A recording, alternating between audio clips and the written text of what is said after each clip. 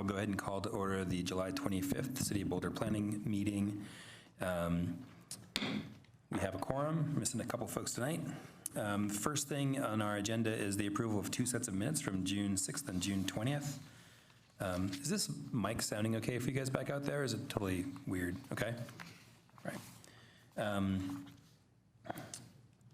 Does anyone have any further corrections to the minutes or care to make a motion? I move to approve both of them. Right. I'll second it. All in favor? Aye. Right, okay, it's unanimously passed for those minutes. The next item on the agenda is public participation. This is the part of the meeting where members of the public can come up and address planning board on items that are not part of our public hearing items tonight. That one public hearing item that we have is a conversation around the use tables and the use standards. And we have 2 folks signed up. And if there are any other folks who'd like to speak to us about something that's not on the use tables, they can sign up over here with the board secretary, Cindy. So we've got 2 folks. First one is Sharisa Poteet, and the second one is Tina Bogan. Come on up. The routine, as you guys know, is you got 3 minutes, and then the light changes to yellow. You're getting close to the end, and red is time to wrap it up. I have handouts for you guys. Great. And you have to start off with your name and address. Good evening. My name is Sharisa Poteet, and I live in the Ponderosa neighborhood, number 73. I was forced to move there after the Violet Crossing development across the street. In my handout, you'll find information that was given during community engagement meetings that the neighborhood attended. On sheet 1, are amazing single-family homes that we were initially pulled on. Sheets 2 and 3 are the cost of ownership for Habitat for Humanity homes, listing no more than $795 per month. Now I'm finding I'll be paying that $1,200 more a month for housing. Sheet 4 is the flood protection analysis showing the west end as more likely to flood. The government's long arm of encroachment is laying on the backs of Boulder's most poorest residents. One of my neighbors digs through the dumpster and finds items and cleans them up and sells them at yard sales to make money to get by. I have another neighbor that didn't have heat all last winter in his trailer. We have been encouraged to voice what we want for the Ponderosa. We want single-family homes, please, without shared walls. The plan now mostly has multifamily units with shared walls. The plan wants to add 9 more homes on the west side so folks can move to them while their homes are being built. 8 trailers are now vacant. Why can't we build at these spaces instead of destroying the small buffer on the west side before the Rosewood neighborhood was built? The city promised not to build here. Now they want to add more housing, crowding us in on land that absorbs rain during storms. The city's plan is making the Ponderosa a place we don't want to live in. We ask, please, please, for promises to be fulfilled. We ask for just compensation of our trailers. Please keep that in mind when you see the plan come soon. Thank you for your time. Thank you. Thank you, Sharisa. Next up is Tina Bogan.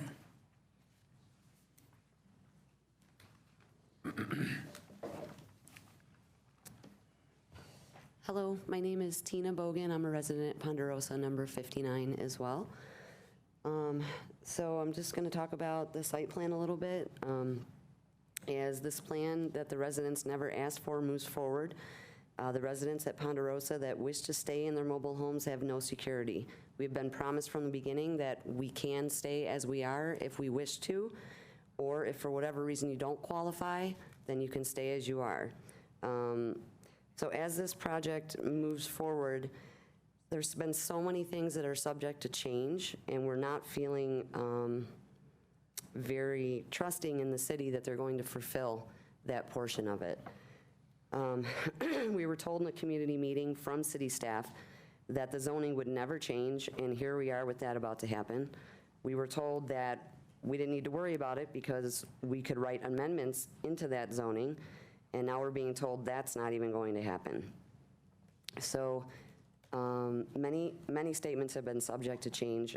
I'm asking you, does it really make sense to get rid of affordable housing that's already there to make new affordable housing that most of the residents will not be able to live in, that are already living on this property, some for 35 years? One word that they never used with us through this project was redevelopment. We were under the assumption that this would be a one-for-one exchange, kind of leading us to believe, or led us to believe, that if you wanted one of these habitat homes, that you could sell your trailer to the city, use that money for a down payment, they'd take the trailer out and put the new habitat home kind of right in where you were. Now that's not happening either. So as it stands, it's duplexes. When we were polled as a community, the one thing we asked for not to happen was apartment buildings or duplexes. So you can imagine our surprise when the site plan came out and it was almost all duplexes with no yards, a quarter of the parking spaces that we have now. So I just feel like we are really being asked to give up a lot for less. And it saddens me that it started out as this great project for Ponderosa and it's turned into something completely different. So just as this moves forward, I just want you to ask yourselves, is all this collateral damage that's going to happen to the people that have been living there for 35 years, some of them, worth it? Is it really worth it when there's nothing wrong with Ponderosa to date?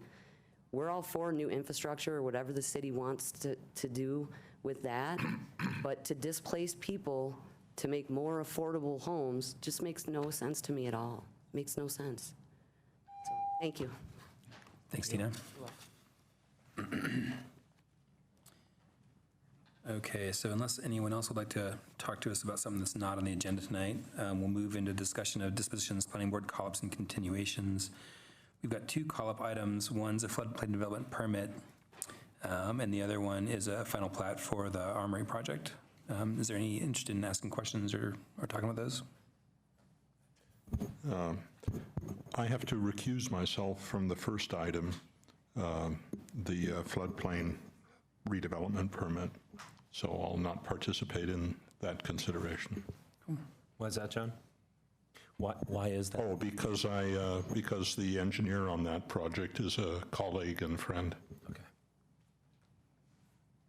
Okay, great. Sounds like we have nothing on both of those. So we'll move into the public hearing. On B, the final plat for the Armory, I would like to ask a question of staff. And, okay, you're here. So in looking at the material we were supplied, it seems quite similar to what we dealt with previously. There's one question I had, and that is that there's a narrow portion of Zamaya Drive that sort of takes a jog. And I just wanted to make sure that the dimensions of that were as had been previously discussed. Those dimensions are consistent with the site review. We looked at a preliminary plat as part of the site review process, so the final plat is consistent with that. So everything is consistent then? Yes. Okay, thank you. I won't be calling it up. Great. Okay, unless anyone else has another lingering question, we can move into item 5A, which is our public hearing item for the night, which is consideration and recommendation to City Council of a draft ordinance amending Title IX Land Use Code to update the use standards and use table associated with zoning districts in the federally designated opportunity zone areas. We'll start with a presentation by staff, and then we'll have questions from planning board to staff and an opportunity for public comment on this project, and then we'll have our deliberations. Take it away, Carl. Good evening, board members. Tonight we'll be talking about some code changes that are proposed to the use standards and use table of the land use code, with particular emphasis on the opportunity zone, which is in the northwest portion of the city of Boulder. These are changes that were requested by the city council, and we've had discussions since basically December 2018, moving forward with council, and we had talked with the planning board about this in May at a discussion about the use standards and table project, but a portion of this being the opportunity zone. We've since gone back to city council on May 28th and got additional feedback on some items, and we've addressed those in the attached ordinance. So I'm going to turn it over to Andrew, who's going to walk the board through the evolution of the project, and we'll talk more about the details. Great, thanks, Carl, and good evening, board. The purpose for tonight's meeting is for the planning board to provide a recommendation to city council on the following. Number one, an ordinance amending the land use code to update the use standards associated with the zoning districts of the opportunity zone, consistent with the previous moratorium ordinance number 8314, and to ensure development consistent with the Boulder Valley Comprehensive Plan. And then secondly, to provide a recommendation to council on the lifting of development restrictions of the moratorium ordinance, with the exception of applications that would result in the demolition of existing multifamily dwelling units in the RH4 and RM1 zoning districts within the opportunity zone itself. And the draft ordinance is in your packet as attachment A. So the map here shows the boundary of the opportunity zone, which corresponds to Census Tract 122.03. The boundary is in blue. To the south is Arapahoe Avenue. To the east, I believe, is 55th Street and Airport Road. North is Diagonal Highway, and to the west is 28th Street. So there's a variety of zoning districts within the opportunity zone. These include industrial zones, business zones, residential zones, mixed use, public zones, and agricultural zones. And we'll walk through some of the proposed changes for each zoning district group coming up. And one thing to note is that the proposed changes would apply to these zoning districts citywide. They would not just be limited to the opportunity zone themselves. So for some background, on February of this year, City Council adopted an emergency moratorium ordinance to suspend the acceptance of building permits and development review applications within the opportunity zone. This stemmed from concern on how the opportunity zone, which is a federal program, could incentivize development projects that would be inconsistent with the newly adopted Boulder Valley Comp Plan, which was last adopted in 2015. Council also requested staff to provide a narrow focused zoning analysis of the use table in Chapter 9.6 in order to ensure that inconsistent development with the BVCP would not be allowed prior to the removal of the moratorium. Also wanted to note that the use table subcommittee, which was established by the board last summer, has reviewed some of the preliminary changes over the past few meetings. And in general, there's been some support for the idea of a limited use category. And then we've heard a diversity of opinions on specific changes that council has requested. So the opportunity zone analysis, the focus has been on 3 of council's high-level priorities for staff's analysis. These are to look at increasing housing capacity in appropriate locations with an emphasis on permanently affordable housing with access to transit and walkability. Secondly, to reduce the non-residential capacity to help offset the jobs housing imbalance, primarily by limiting the allowance of office uses. Then thirdly, they've asked that the changes incorporate the idea of maintaining potential for retail uses that enable more opportunities for retail. So as Carl mentioned, we presented an initial analysis to council on April 2nd and got some additional feedback from them. They were generally supportive of the limited use category concept and then requested further discussion on a May 28th study session around several topics that we'll dive into in more detail coming up. So these were efficiency living units, single-family dwelling units in high-density zones, residential uses in business zones, restaurants and industrial zones, office uses both in residential zones as well as in business zones, and then looking at the preservation of existing market rate affordable residential uses that exist in the opportunity zone itself. So starting off, as part of these proposed changes, we're also recommending a new limited use category as part of the use table code amendment. This would create a new land use category between an allowed use and a conditional use under the terminology today. So a limited use would be an allowed use up to a certain special land use attribute. It could be a square footage maximum or other requirement for location on a site, for instance. And this follows the current logic in the code itself today, where under the specific use standards, for instance, in this example, financial institutions have a limitation of a ground floor percentage in a building. So those same concepts would be rolled into a new limited use category. This helps us to streamline the use table by consolidating multiple line item entries, and we'll kind of walk through this in a little bit, as well as converting the existing kind of outlier use table use designations. So we have a G, an M, and an N. Each one of those essentially has a limitation on a certain land use attribute. So those will be converted to limitations and an L in the table. And again, this helps us to avoid having to add new letters in the future or add new additional lines to the table. Helps us to be more concise with the actual use standards themselves. So really quickly how this could work, as an example, at the top of the screen is the current snapshot of arts or craft studio spaces. So you can see there's two different line item entries for the same use. The only difference is the top one is for 2,000 square feet or less. The bottom one is for greater than 2,000 square feet. So we are proposing with that new L category to consolidate those in this example to an L6, which then has the standard that it's allowed by right for 2,000 square feet or less, otherwise by use review. So in addition to those consolidations, we are proposing a series of 17 limited use categories. There's three overall overarching categories. The first one is conversion. So again, the G, the M, and the N are being converted to a new limited category, L1, L2, L3.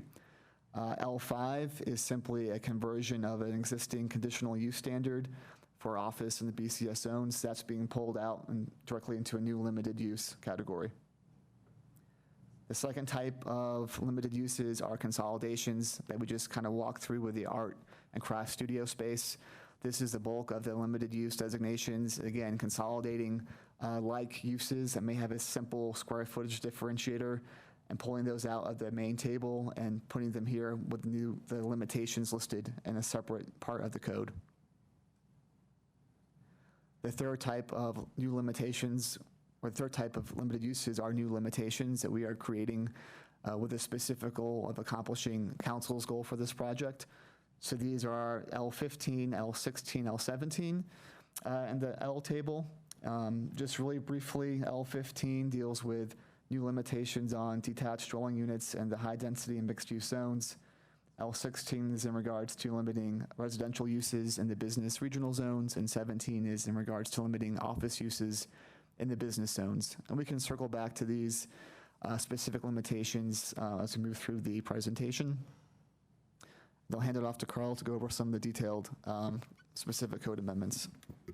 So as Andrew mentioned, with the goals that were outlined in the comp plan and by council in mind to basically address the jobs housing imbalance and also look at ways to protect and try to get more retail, we went through the use table to look at each line and figure out, is it really furthering a goal in the comp plan? And again, this project is supposed to be narrow and focused on predominantly the use table. So we went through it with that in mind to look at each of the requirements and see if is it right to stay use review, or should it be encouraged as an allowed use, or should there be other limitations put on certain uses to get the right mix of uses. So this is an overview of the recommendations that we have that are addressed in the attachment A. So in order to encourage more smaller housing units within the city, which would be more in the affordable range, we've looked at efficiency living units, which in some cases in the code, if it's over 20% of the number of units on a site, it requires use review.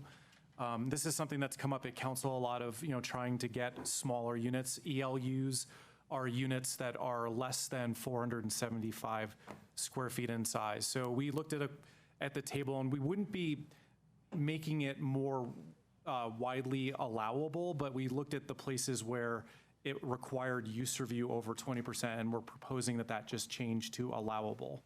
And we can go into the table to talk about that further. We also looked at single-family uses. So they're generally allowed in most residential zoning districts, and if the goal is to try to increase housing capacity in the city to offset the jobs housing imbalance, maybe it shouldn't be encouraged in the higher density residential zones.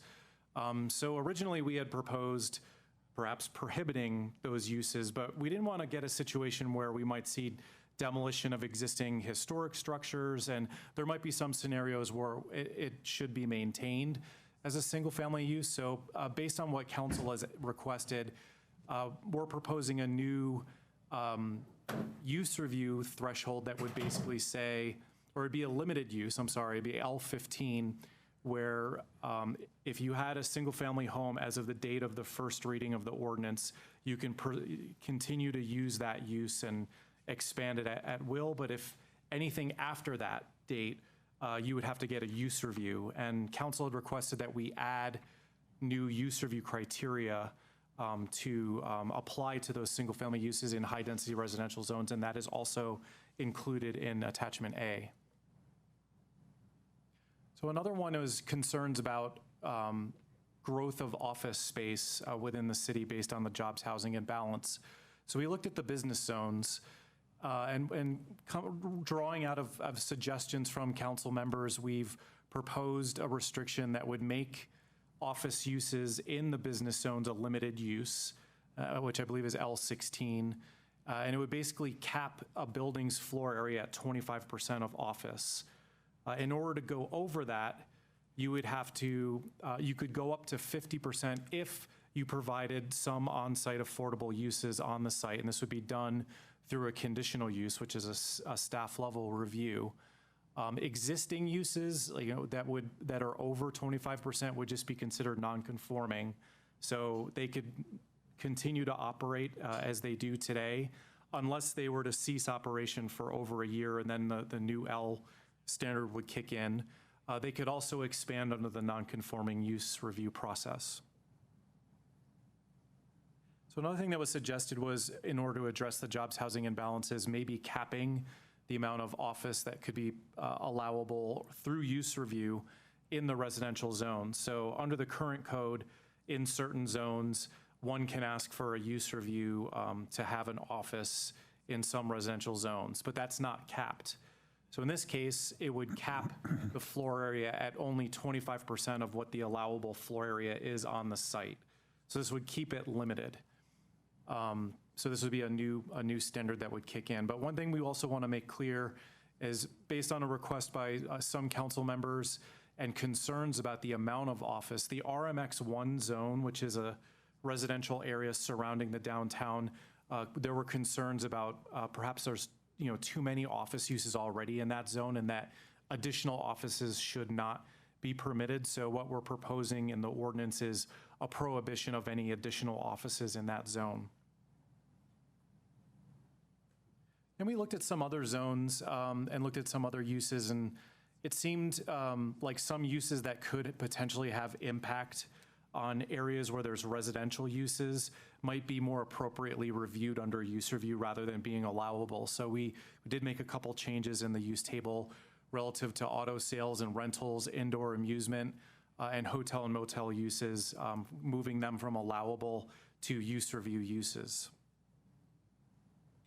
And lastly, another change was we noticed that there are some convenience retail uses in certain zones, like business zones, and even in the industrial zones, where they were either required as a conditional use or by use review.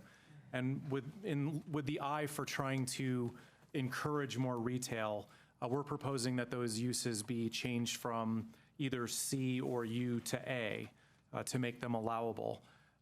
One thing to point out is that convenience retail is required to go through a conditional use review when there's no conditional use standards. So we felt it would be appropriate to just move that to an allowable use. Just for clarification, what constitutes convenience retail? It has we have the definition in here. I'll check it. You have it?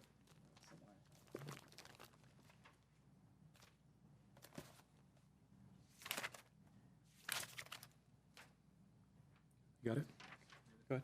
Yeah, it's a fairly simple definition. It's convenience retail sales means a retail establishment offering for sale a limited line of groceries and household items intended for the convenience of the neighborhood.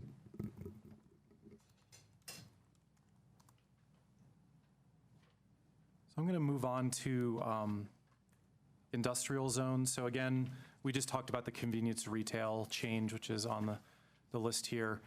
There's also some just structural changes to the code. Again, this is not new legislation. It's just a restructuring of the use table related to the size of uses and when they require use review. One thing we wanted to point out is we understand there is a concern with the jobs housing imbalance, particularly in the industrial zones. And this is something that's a bit more complicated. And with the eye of trying to keep this narrow and focused, we didn't want to make too many changes to office uses or some other uses like restaurant uses in the industrial zones because we didn't want to create any unintended consequences. But we do have upcoming code changes that are meant to focus on these areas. There's policies that were passed specific to the industrial zones where we wanted to focus that and also use the East Boulder Subcommittee Plan as a platform for understanding how to best make those changes. So we anticipate making further changes in the industrial zones along those lines. So in moving on to the business zones, some of the congregate care uses were listed as allowable when there's conditional standards. So we're considering that a code fix to make it a conditional use. Another one that came up was how do you encourage residential in the Boulder Valley Regional Center, which is around like 29th Street in the Village, where there's an intent to get more housing in that area, but also hold on to getting retail fronting along streets because they're kind of competing uses. So we had looked at a couple different ideas, but the thing that council had suggested is maybe requiring basically retail or commercial uses in a area fronting on a major street on the ground floor. So similar to like the BC code changes and the MU3 changes, but allowing residential within these larger sites on the ground floor without a conditional use review. So we're trying to figure out how to do that. We looked at making it an L use, a limited use, that just says that fronting on major streets, you have to have a depth of 30 feet of retail. Otherwise, you can put the residential on the ground floor. Another way to get it on the ground floor, we created an exemption that if it's permanently affordable housing, it would just be an allowable use. We also have the efficiency living unit change proposed in these zones that was talked about before. And then on the office uses, I had talked about this. This is the L17 restriction where basically buildings would be capped at 25% of their floor area of office uses. And again, this is meant to address the jobs housing imbalance. They could go up to 50% through a conditional use review if they provided on-site affordable housing. You could not go above that. There's no allowance to do a use review to exempt that. So this is a fairly strict requirement, but if there are existing office uses, which obviously there's many buildings in this zone that are at 100% office uses, they could continue, but if they wanted to expand their floor area, they'd be capped at the 10% floor area through a non-conforming use review. Another thing that we looked at was in the interest of avoiding more banks along some of these active street frontage like we see in downtown, that maybe that should be expanded to other pedestrian environments. So we're proposing that that restriction that was passed several years ago be applied to the BMS zone, to the BT zones, and the other DT zones as well. Talked about convenience retail going from use review to allowable use. And we also talked about the certain uses being converted to use review. So another thing we wanted to point out is similar to the discussion of what I said about the industrial zones. We have another code change project that's set to commence when we get through some of these other code changes that's targeted for the Boulder Valley Regional Center to look at how can we get more housing in this particular part of the city with an emphasis on permanently affordable housing. So there's going to be more changes related to that in the future. Now we're going to move on to residential and mixed-use zones. So I talked about congregate care, talked about ELUs, talked about the detached dwelling units where they'd be allowed in high-density residential zones if they existed as of the date of the first reading of the ordinance. But after that, if you wanted to build a new single-family home, you'd have to go through use review, and there would be new criteria that apply to that. And I also talked about the office zones where there's a cap of the amount of floor area that you could ask for. Can I just ask a question on that? If you have a single-family home in that zone and you wanted to replace it, if it's old, you wanted to replace it, would you be able to if it was there before that date? Or I think if you replace it with a new single-family home, it would have to go through use review. it would have to go through? Yeah, as a new building. Okay, so it wouldn't apply to that. Okay, thank you. As long as we're,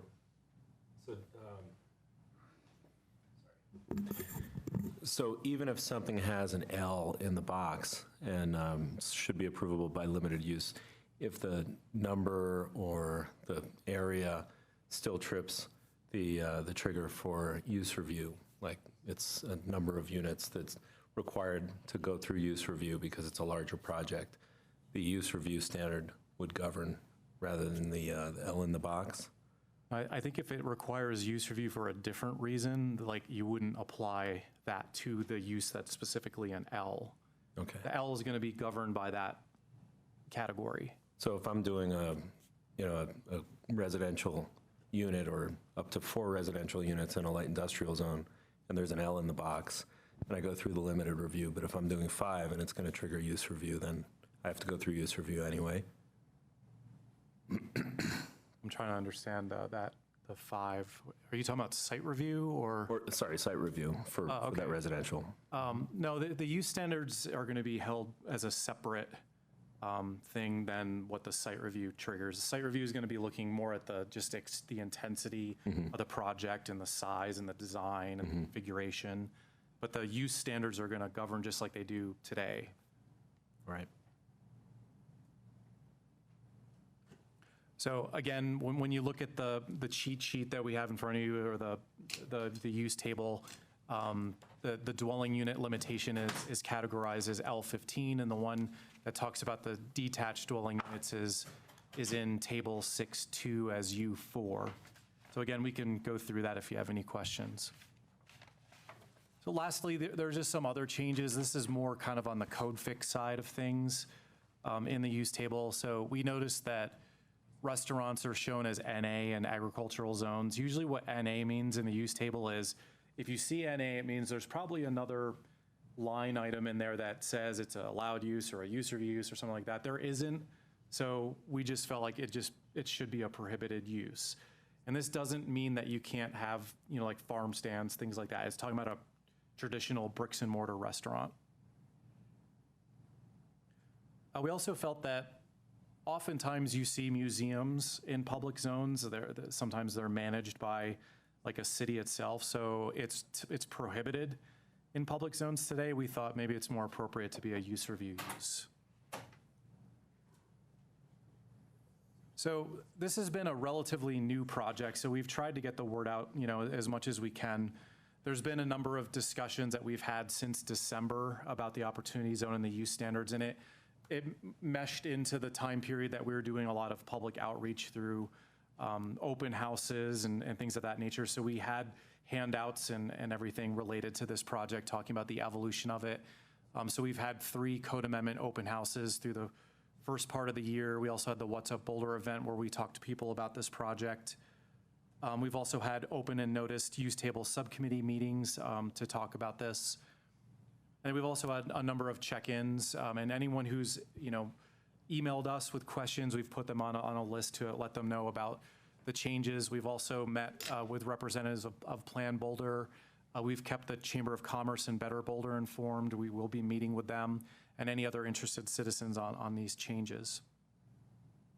So our recommendation is that Planning Board recommend to City Council approval of the 2 ordinances, the first one being the actual changes to the land use code, and the second one relating to lifting the moratorium in the Opportunity Zone area, with the exception that it would still be in effect for multifamily housing in the RH4 and MU1 zones, where it would preserve those uses until such time that we develop an ordinance that would try to preserve market rate affordable housing.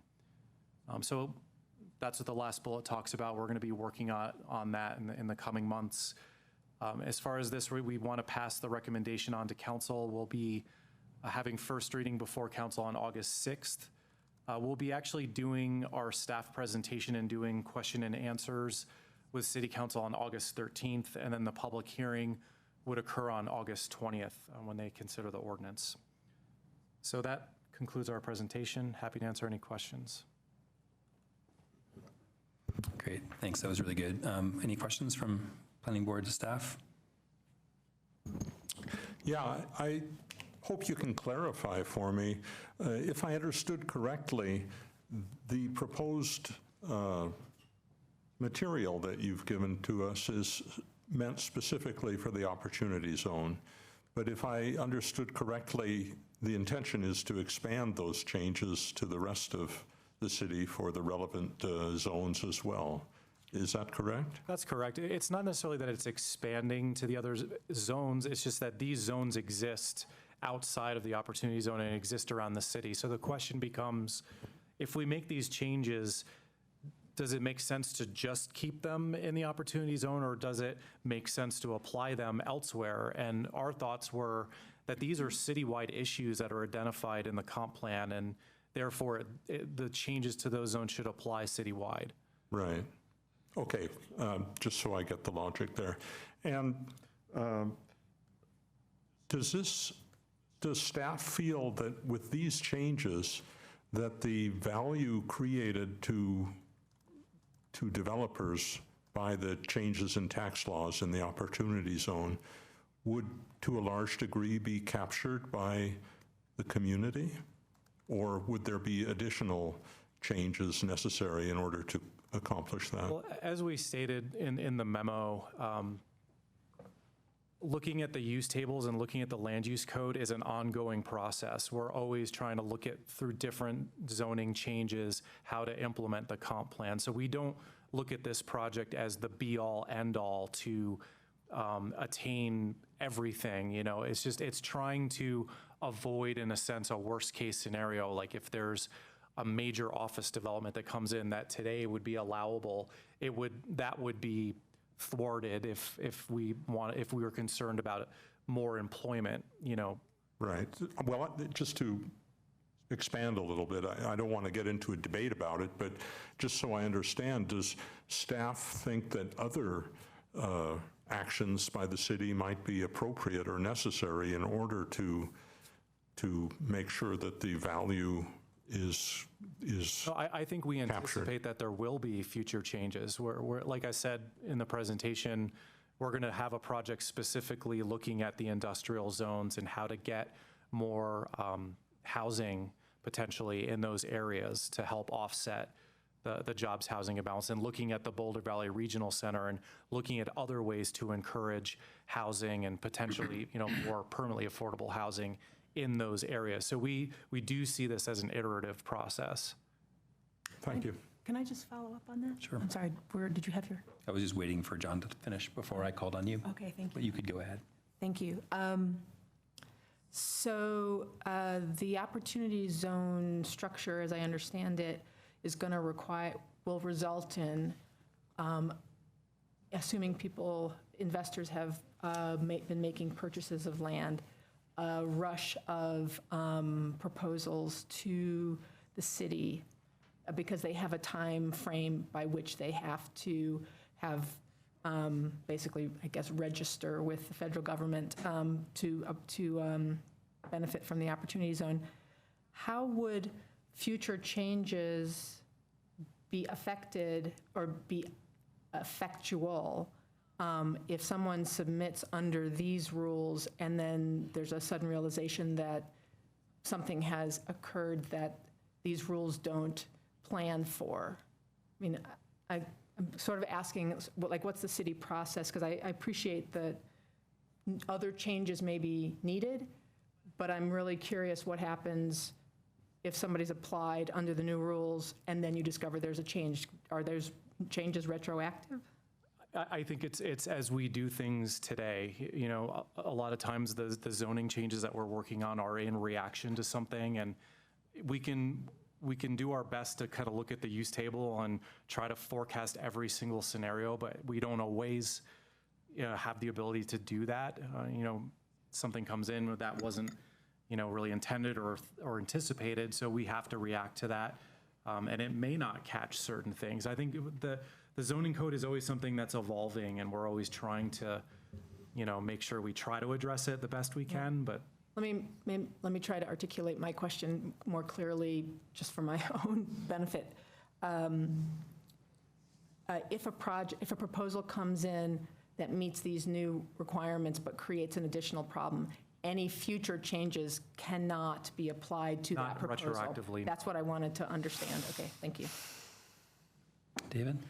Yeah, John mentioned the industrial, mixed uses in industrial, and I hear that referenced with the East Boulder subcommunity planning work that's being done. Is that has that been kind of put in there as a goal of that initiative at this point to look at that? There's coordination now, and there's outreach going on, talking to property owners in that area about needed uses and things like that. So we have a channel of communication with our comprehensive planning staff on that. And I think ultimately, as we get more towards adoption of a plan, we would have a better idea about uses and we would explore that more. And then ultimately, when a plan gets adopted, there's an implementation plan. It'll say specific zoning changes. So we anticipate that there will be some zoning changes that come from that related to uses. And again, the use standards and table project, as you know, is an ongoing, analysis of the use table where we try to catch some of these things or, through that process. Cool, thank you. Can I just respond to that as the planning board rep on the East Boulder efforts?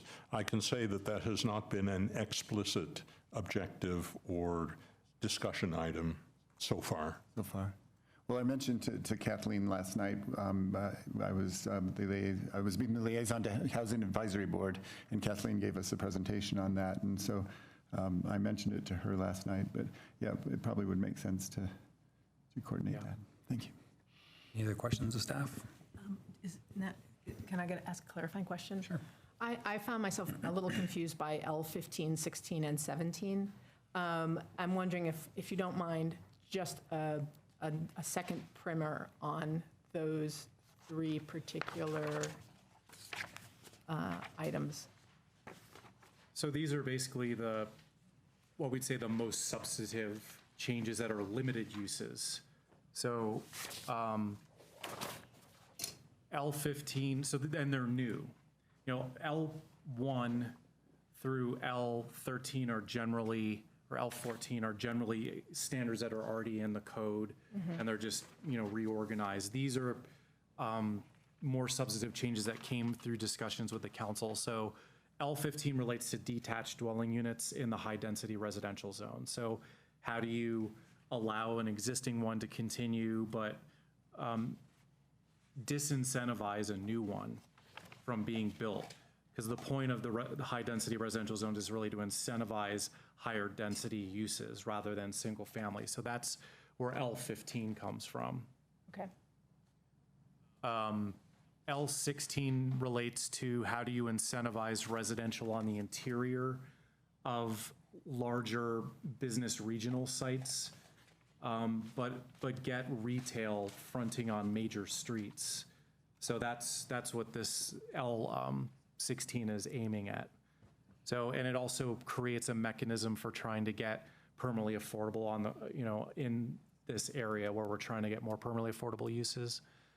L17 is really one of the bigger ones in that it's really trying to manage the amount of office. So it caps the amount of office at 25% of a building. But it also incentivizes permanently affordable. Like you could build more office, but if you do on-site permanently affordable, and then it creates a conditional use criteria, which are in the standards of 9-6, which are behind the use table in attachment A, that talk about what you need to meet to get up to 50%. So they're kind of the core of the changes related to the jobs housing imbalance and trying to encourage and protect retail. So I don't know if this is the right time to ask. I'll ask and you can tell me, come back to it. It's question time. The changes vis-a-vis retail, I quickly read the new retail survey, and I'm just trying to understand the thinking behind increasing retail overall at a time when we seem to already have, at least per capita, a large amount of retail and commercial space. And I just am curious what the thinking is there. And perhaps I'm misunderstanding the retail survey, but I think the thinking is that, future development will likely be focused in the Boulder Valley Regional Center, and that something that helps the retail in those areas is more housing. So if you can create a zoning condition that gets your retail on the ground floor but allows the residential above or behind, the hope is that over time, we're not talking like a couple years, we're talking a longer time frame, you get a critical mass that would, be a more mixed use, vibrant area. so you're That's saying- the thinking. you're imagining, you're hoping this will prompt a migration from the existing retail and commercial to a mixed use. I mean, we could see some older strip mall developments over time. The buildings are, over 50 years, get scraped. This is really trying to guide what that redevelopment on the site is going to look like. Okay, thank you. Armin, then John. So, Carl, sorry, I was a little incoherent, but I just want to make it clear to at least me that when you call a limited use is a by right use, right? As long as it meets the single limitation. Now, I have, say, residential has by right uses in various different residential zones, but if you reach certain thresholds, you have to go to site review. Do you feel like the ordinance is drafted in a way that's clear enough that it's not going to encourage people to think that they can come in with a project that's larger than the site review threshold as a by right project? Do you think that that's going to create any confusion, or do you need to add a sentence that says that should you come to the city with a proposal for a limited use, but nonetheless you have enough units in it that it would require another process, you're going to still have to go through site review? I mean, the use standards and the site review standards are two different standards. So like, for instance, we wouldn't, from a legal standpoint, and I'll let you jump in if I say this wrong, but generally you wouldn't disapprove a site review based on the use. You're really looking at all the design parameters of it. The use is a separate issue. That use is either allowed or required through a conditional use, or it's a use review. One example is the 1440 Pine project. Like, it required site review, but we had to look at it through different lenses. There was the conditional use standards that apply to the transitional housing. There was use review standards that applied to the other uses. And then there was the site review criteria that applied to the design and configuration of the project. So I don't think this creates anything that conflicts with that way of looking at it. Okay, I was just reacting to the fact that you've got the by right language, which I think a lot of people who are project proposers, who aren't people who do multiple projects in Boulder, might look at and they would say, oh, this, any residential that meets this limitation is a by right use in this zoning district. So I get the distinction between the use versus the site review standards and the site review process. But I'm just not sure, because I can't get through the city's firewall or something, and I can't look at the code to see if that by right use language is also in just the normal uses as we see the definitions of uses throughout the code.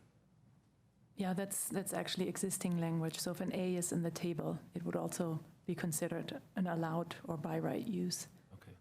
I know the A says allowed underneath the use table, but does it say by right anywhere in the definition of that use in that zoning district? I mean, we could make this go a lot faster if I could figure out how to get my computer onto the code. I apologize for this. You've been blocked. It's been like this for the last 2 meetings. I just can't get beyond Yeah, so planning board agenda. so for allowed uses, it says an A in a cell indicates the use type is permitted by right in the respective Okay, zoning then district. forget about everything. Thank you. And we drafted it parallel to the existing language. Okay, appreciate that. John, you had a question as well? Yeah. There's been several times the mention of retail use and the encouragement of that on ground floors and so on. And I was wondering, to what degree is that a conscious decision to use the word retail as opposed to some sort of other commercial uses, such as, for example, light industrial or art studios or something that isn't retail, but is nevertheless somebody earning a living from using that land, that space, and producing something? Would they be included in that category as I mean, retail? commercial is not broadly applied in the use table. That's kind of a generalization. There's retail, and it's defined in the code. And if they meet that definition, they're allowed, based on how the code's written. When we jump into commercial, then there's a variety of different commercial uses, and it would have to meet that definition of whether it's, an office, or other commercial type uses. So we'd have to look up the specific use and see if it's allowed or limited or by use review. So, but I guess what I'm driving at is whether your use of the word retail was considered, or are you intending to allow for these other It is sorts of considered because activities? retail sales and convenience retail sales are both defined explicitly in the code. So if somebody looks at that line item in the use table, that's what we're going to be looking at when they come in for a permit or a project. Yeah, I would add too, regarding L16 in particular, that one's really about not allowing residential uses on the ground floor within 30 feet of a frontage. So that 30 feet of the frontage could be for any non-residential use. Okay, whether it's so that- retail or arts, yeah, so. Somebody could set up a pottery Right, studio. that's As allowed. permitted yeah. otherwise in the table. Right. Yeah. Okay, thank you. Thank you. Sarah? So I'm curious about the decision to lift the use review requirement on ELUs without any benefit, specific benefit to the community in the sense of a specific community benefit or some kind of requirement of the developer. I mean, it seems like to me like you're giving an entitlement to developers, and while we might get something in return in the sense of a lot of ELUs, conceivably a developer right now could get approval for 100% ELU building by going through use review.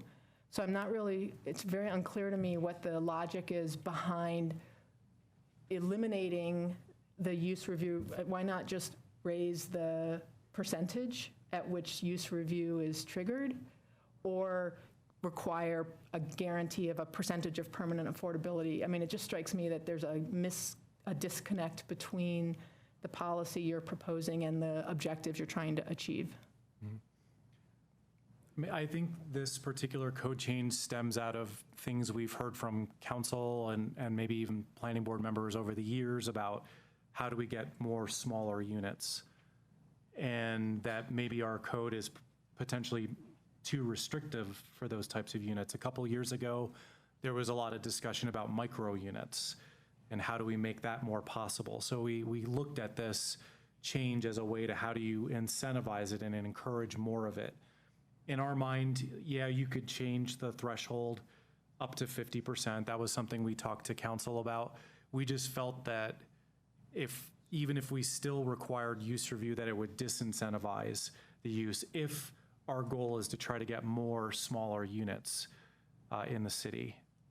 And what's the origin, given the surveys the city has done of what folks who commute in and the missing middle say they would like in order to exchange where they currently live for living here?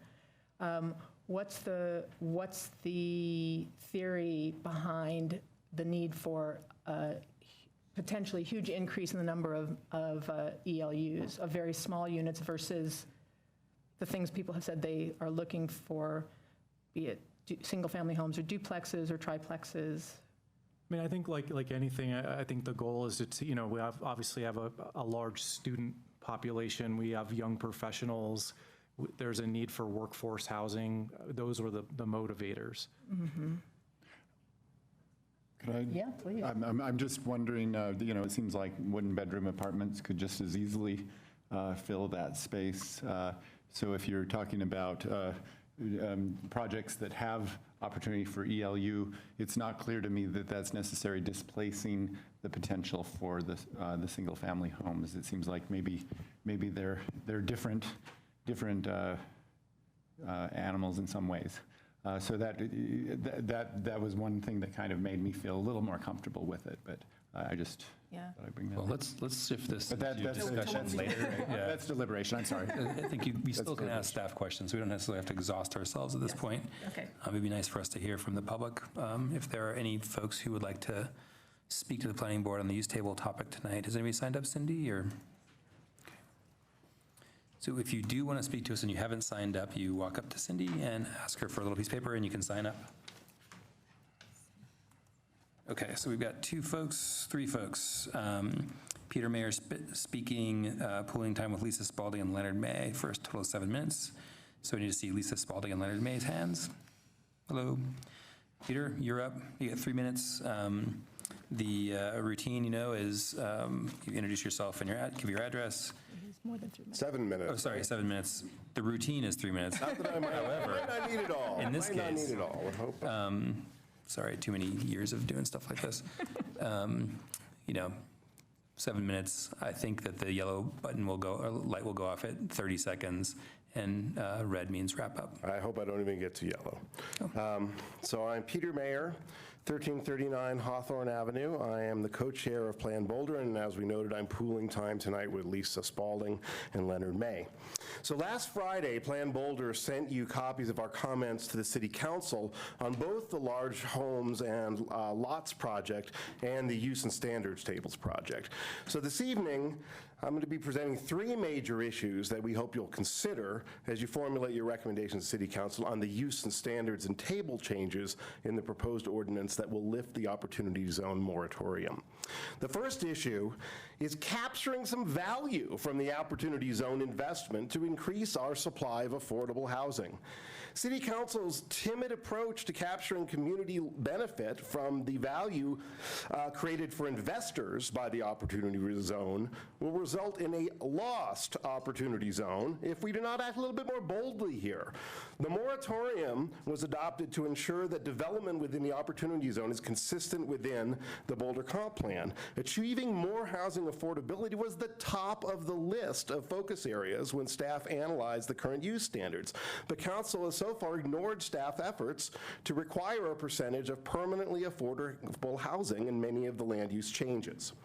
Council safeguarded existing market rates affordable housing in the Opportunity Zone, but they failed to ensure greater affordability of future supply.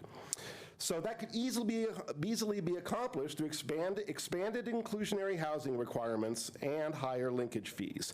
Many of the proposed land use changes would increase the value of the affected properties by enabling a greater range of uses and the development potential. So we got to encourage council to lift the moratorium only if most of the financial benefits resulting from these changes and from the Opportunity Zone tax breaks are dedicated to the housing that is permanently affordable to lower and middle income households.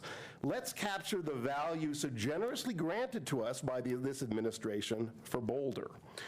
The second issue of major concern is a proposal to greatly expand the number of efficiency living units in the zones where they will be allowed by right.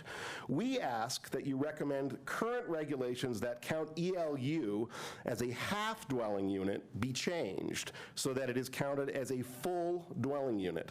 This would help to alleviate serious problems with parking issues and other impacts.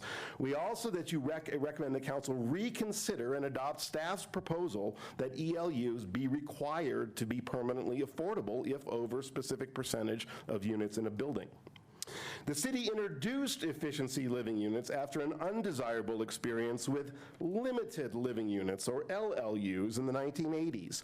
LLUs were envisioned as very basic, affordable 400 square foot rental units that could be built cheaply by landlords and replaced when the buildings reached the end of their useful lives. But instead, developers built tiny luxury units and sold them as condos, and many were sold as investment properties, and few provided the affordable student housing that the city envisioned. LLUs were consequently replaced by ELUs, which granted an extra 75 feet of space and limited 20% of the building's unit by right. There is nothing to prevent developers from constructing luxury ELUs, which would be lucrative for them, but would simply repeat the failed LLU experiment from the 1980s. Because of the very limited size of ELUs, it does nothing to expand family housing opportunities, and the extreme increase in the number of potential units and the variety of locations where they could be built creates impacts way out of scale to their housing contribution. And there's no requirement that these units provide permanent affordability. Okay, that's two. The third major issue of concern is a citywide application of these changes proposed for the Opportunity Zone. Pressure to lift the moratorium as quickly as possible has short-circuited the extensive public outreach program that the Use Standards Table Subcommittee carefully put together. And most members of the public are completely unaware of the fact that when these changes are proposed for the 18 zoning districts within the Opportunity Zones, and that passes, they will be applied immediately to those same zoning categories throughout the city. The presumption for zoning changes should be that one size won't fit all. It would be better to consider changes that are desirable and then evaluate where they will work best. Decisions about citywide desired outcomes should be made through a sub-community and neighborhood planning process that can contemplate the uniqueness of different areas. This truncated process effectively reduces future sub-community and neighborhood planning to irrelevance. Please recommend that City Council delay the citywide application of land use changes adopted in the Opportunity Zone until the entire use standards and table project is complete, and that any changes from the East Boulder subcommunity plan have been incorporated. And in conclusion, we recommend you encourage council to ensure the use tables capture the value created by Opportunity Zone designation for the community. These are the objectives of the Opportunity Zone: to alleviate financial distress for vulnerable portions of communities. Preservation and creation of affordable housing and business space should be the priorities. Thank you very much for your consideration and for your service to our city. And I made it without even a yellow light. You did, you beat the clock. Cool. Over a minute. Anyone else signed up, Cindy? Are we all set? Okay, great. So we'll return the matter to the board. And our job is to discuss this and make a recommendation or not to City Council. So who wants to kick us off? Armin. Well, first of all, I'd just like to say that the use table subcommittee has been this thing that you and Brian that you and David and now Sarah go off to on some regular basis and report back to us about on some kind of regular basis. So it's always been kind of an amorphous thing out there for me. But now it's real, and it's in front of us, and congratulations, and thanks for all the work that you did along with staff, and thanks staff for all the work you did. One thing that I would like to put out here as we start, potentially for your consideration and a motion, is that when we were going through the comprehensive plan update, we talked a lot about preserving the integrity of our industrial neighborhoods, keeping Boulder as a resilient and sustainable place, keeping Boulder as a place where one could still get a tire changed or a vacuum cleaner repaired. And we put policy 2.21 into the comp plan specifically to avoid the transformation of industrial, light industrial in particular areas, to residential, because Boulder is such a valuable real estate market for residential property that, given more flexibility in zoning, it would probably result in residences replacing industrial areas. We didn't want to see that. But we talked, and this didn't get captured completely in the policy 2.21, which I can't pull up for the same reason I can't see the code.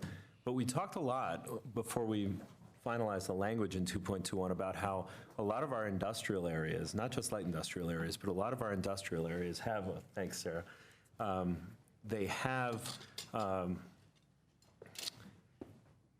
bike trails, they have creek paths, and they have great vistas on their outskirts. And we didn't want to see any of the residential going in the middle. We wanted to see the residential to the extent that it went in an industrial zone. We wanted to see it going on the outskirts with access to these public pathways. And we didn't want to see it displace any existing industrial. And I think since we wrote that 2.21, and it only referred to light industrial, we've seen a few different applications come through that were in IM and IG, the industrial general and manufacturing districts, which look a heck of a lot like LI, or light industrial, in the neighborhoods where they exist. There's not a lot of difference to the passerby or to the way the buildings are built, for that matter. And I think that's my prelude to what I'm going to propose, which is L18, a substantive use limitation that we didn't capture in this, but a new one that would encourage the live, work, and the other residential infill in industrial areas, and you would have that new L category, but not just for LI, also for IM and IG, for the other industrial categories. And then the language behind that limitation would be written such that it would capture those thoughts about not replacing anything that's industrial. So if it's a vacant parcel, it can't go in as a limited use because you have to reserve that parcel for an industrial use to go in first. But to the extent that there are parcels that have already been developed as industrial, if you want to add residential uses, they can only be on top of or next to and not displace the industrial use that's already there. So if all of that got captured in a new substantive L use limitation, and then we stuck those L18s into the use table in all the industrial categories, I think it would really implement policy 2.21 to a T. So two comments. One is a response and one is a suggestion. So as a response, I thought that we were putting industrial stuff aside, and that's a separate area of consideration because it's so complex, and precisely because we don't want to undermine what remains of our industrial zone. So is this something we could come back to or add to the conversation that's going on about the industrial areas? Rather You guys than are both looking ready to jump in. I'm seeing Carl and David both ready to jump in. And You want to go and first? Chris. You're a chair, you get. Exactly. I'm saying one of those two guys, and they get to fist fight to see who that is, to try to answer the question that's on the table here, and then David after that. I mean, that was our recommendation, that we try to, as a package, handle industrial. So I like the suggestion, but I think that could be packaged with how do we get more restaurants in industrial, along with maybe some other things to encourage residential, and that would all be done together. But I think it's a good suggestion. And I'll just add, I think that what I really like about what I'm hearing is that a lot of the advantage of doing this through the subcommittee and looking at the use tables as a whole instead of, and then kind of figuring out how it can help Opportunity Zone. This is a similar kind of situation. We've come up with new structures that are a little bit easier to work with, and you've hit on one of those things, and even if it doesn't appear in this ordinance, it gives us a chance to talk to the East Boulder Subcommunity Planning folks as they deal with the light industrial zones that fall within that area, and the use table subcommittee can continue to talk about it. So even if it doesn't happen in this ordinance and it was tabled for the time being just to keep things more scoped, I think that we could, I'd love to see that happen. Great. I think it's a really important thing to deal with in the comp plan. John, do you want to offer a response to that? Oh, yeah, I'm in complete agreement with your objectives and approach. And to be perfectly blunt, I wonder if we should delay consideration of these other proposals until there is a suitable consideration of the industrial, how we deal with the industrial land as well, because that is such an important element of this area. Anyway, so I think what you said makes a lot of sense. Sarah's got a question burning a hole in her pocket. No, I was going to make a recommendation. So this is a super complex ordinance. And perhaps for our discussion, we might want to approach it semi-piece by piece, starting with the idea of applying the changes across the city, and then specific to the sort of broad changes, the L changes, the ELU, and the retail changes, just so that we can sort of shape our conversation and don't end up kind of all over the place. Just a suggestion. Yeah, I appreciate the process suggestion. We didn't really, on this one, end up with key issues structured in the way we often end up with them, so we could do that. Let's first finish the thing we're talking about right now, and then we'll kind of look at the process. I want to chime in on this as well. So I think that's a really great suggestion. I also think that there's another piece that might bear consideration in there, and I don't know the answer, I really mean consideration, which is the way the homes or residential units in industrial or any of these zones would relate to the setbacks. Because a lot of times the interface that was set up as a setback for industrial zones is really wide, focused on buffering it from something else. And if the setback now is against city open space along a creek corridor, then maybe it could be a 10-foot setback or a 15-foot setback, and that would give you additional land. You take out half the setback and you take out a half a bay of parking, you tuck it under, and all of a sudden you have a great project. So I think it's worth looking at that in terms of some of the specific geometries and tying it back into, maybe that L18 could include, and you guys tell me if this is conflating two different parts of the code too much, but allowed and also implies a different setback under certain conditions, or if that would end up needing to be written into a setback process under a separate section of the code, the form section. You're nodding at that, so everybody's nodding at that. So I won't make that a suggestion, but I want to just kind of go on record really supporting the idea of trying to tackle that. I don't really feel like I want to, personally delay this project to do that. I don't know that we'd be able to sort of with a straight face say we've had any public feedback on that at this point. We just in this one meeting. So I guess I'm going to suggest that we push that into the pile of things that go into the, how do we make industrial zones of all categories more walkable and exploit them for some level of really great residential opportunities. But I think it's a good suggestion. Cool. Okay, so do other folks want to try to break this down into topics, or want to try to just sort of move through it as a lump? I think Sarah's idea is excellent. We'd have a more coherent discussion if we break it into the topics.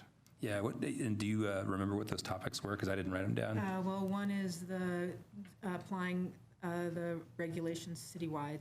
One is the ELUs. One is all the Ls.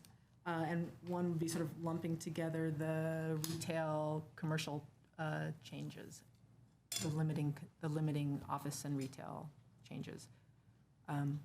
It's not a simple. It's a little subjective, but This list actually captures, I think, most of those. So maybe we just use this list and see if we can run down it. The only thing missing in that is applying it across the city. Right. Yeah, and I guess I'll speak to that one, just to, maybe take that one first, because it's a pretty fundamental question.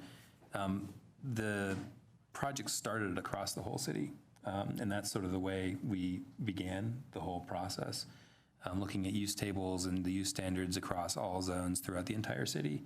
So that is how the original series of meetings were conducted with the members of the public and with the use table subcommittee. When City Council asked us to focus as a part of their concerns about opportunity zones on opportunity zone relevant zones, that didn't mean we shouldn't be looking outside of the opportunity zone. It just meant like focus on the zones that are included in the opportunity zone. So we're actually doing what they asked us to do. And it's going to be extremely difficult, I think, to try to have zones behave differently in different parts of the city, especially since they're like across streets from each other and things like that. So I wouldn't really want to try to not do that, if that's what you're suggesting. Harmon? And I also think that the nature of having a multiplicity of zoning districts is that you don't tailor the district, you tailor the land by applying a different district. So you don't need DT2 to have a different floor area ratio depending on the neighborhood. You just put DT2 in a neighborhood you don't want to be as dense as DT3 or DT4 or DT5. And so I feel like if these are good changes to what zone districts can do and what's allowed within them, then it doesn't really matter to me whether it actually seems like it should only be applied citywide. I'll just put it very positively that way. Other thoughts? Yeah, go ahead.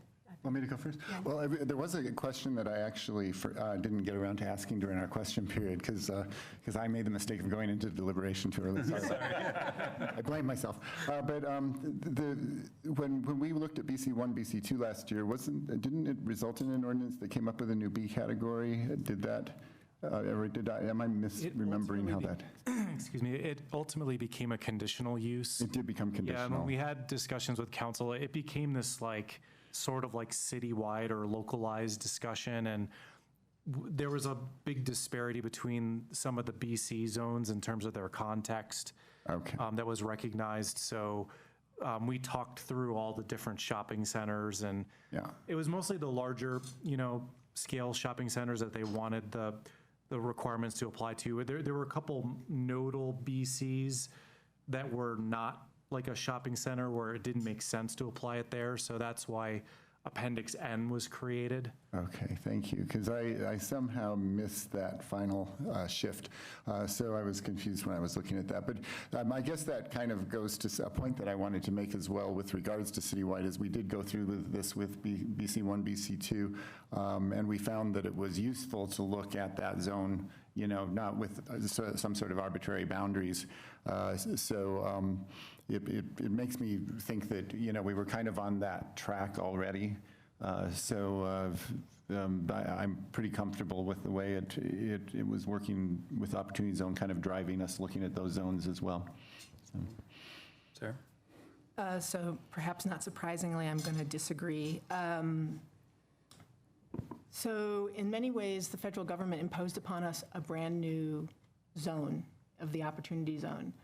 And the decision, the moratorium required that we look at that brand new zone through a set of eyes intended to capture community benefit from the Opportunity Zone.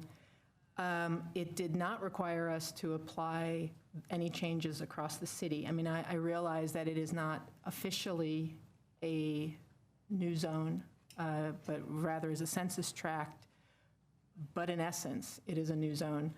And from my perspective, the hard and very complicated work that the staff has been doing should be applied solely in the zone for which the work was done.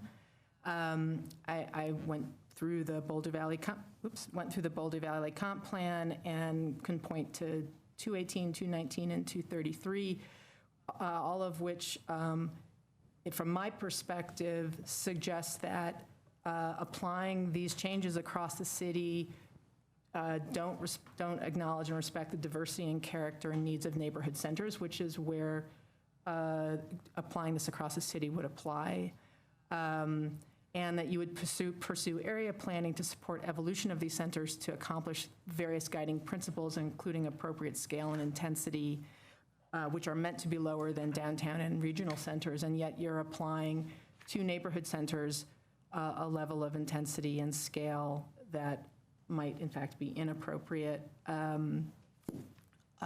Also, the city under 233, the city will gear subcommunity and area planning and other efforts towards defining the acceptable amount of infill and redevelopment. And from my perspective, from a process perspective, the OZ recommendations don't meet this priority. There has been sort of broad public input at the open houses that you've held, but to reiterate something that Peter Mayer said, the neighborhoods, I think, are fundamentally unaware of the changes that this sort of very dry, dusty use table review process may bring into their backyards. So from my perspective, I don't think I understand the logic behind applying it citywide, but I don't think it is appropriate at this time. Other thoughts on that? Well, not to repeat what you just heard from Sarah in such a clear way, I think the logic that she used makes sense to me also. I perceive these recommendations that we're dealing with right now as being primarily oriented to the opportunity zone and to seek a manner in which the added value associated with the changes in tax laws and so on, associated with the opportunity zone, can be linked to the public benefit. I don't think that going citywide with these is appropriate because the neighborhoods have not really had an opportunity to comment on them, and there are some very significant changes that would be associated with them that would impact the existing neighborhoods. And so it seems to me to be premature to make the changes of the magnitude that we're dealing with without offering the neighborhoods an opportunity to address them explicitly. Let me see, I had some notes here that I wanted to use. May I just respond to some of those intermediate comments you made in there, just in terms of process. We have had quite a few meetings on this that have been publicly noticed, and they were not noticed in the sense of it being only opportunity zones. They were noticed across the city. So that's the context, just factually, for the work that the city staff has been doing. The opportunity zone limitation came later in the process. And so one, factually does not change the zones. It might feel like it, but it doesn't change any of the attributes that are controlled by zoning at all, this designation, if we're being clear in our language.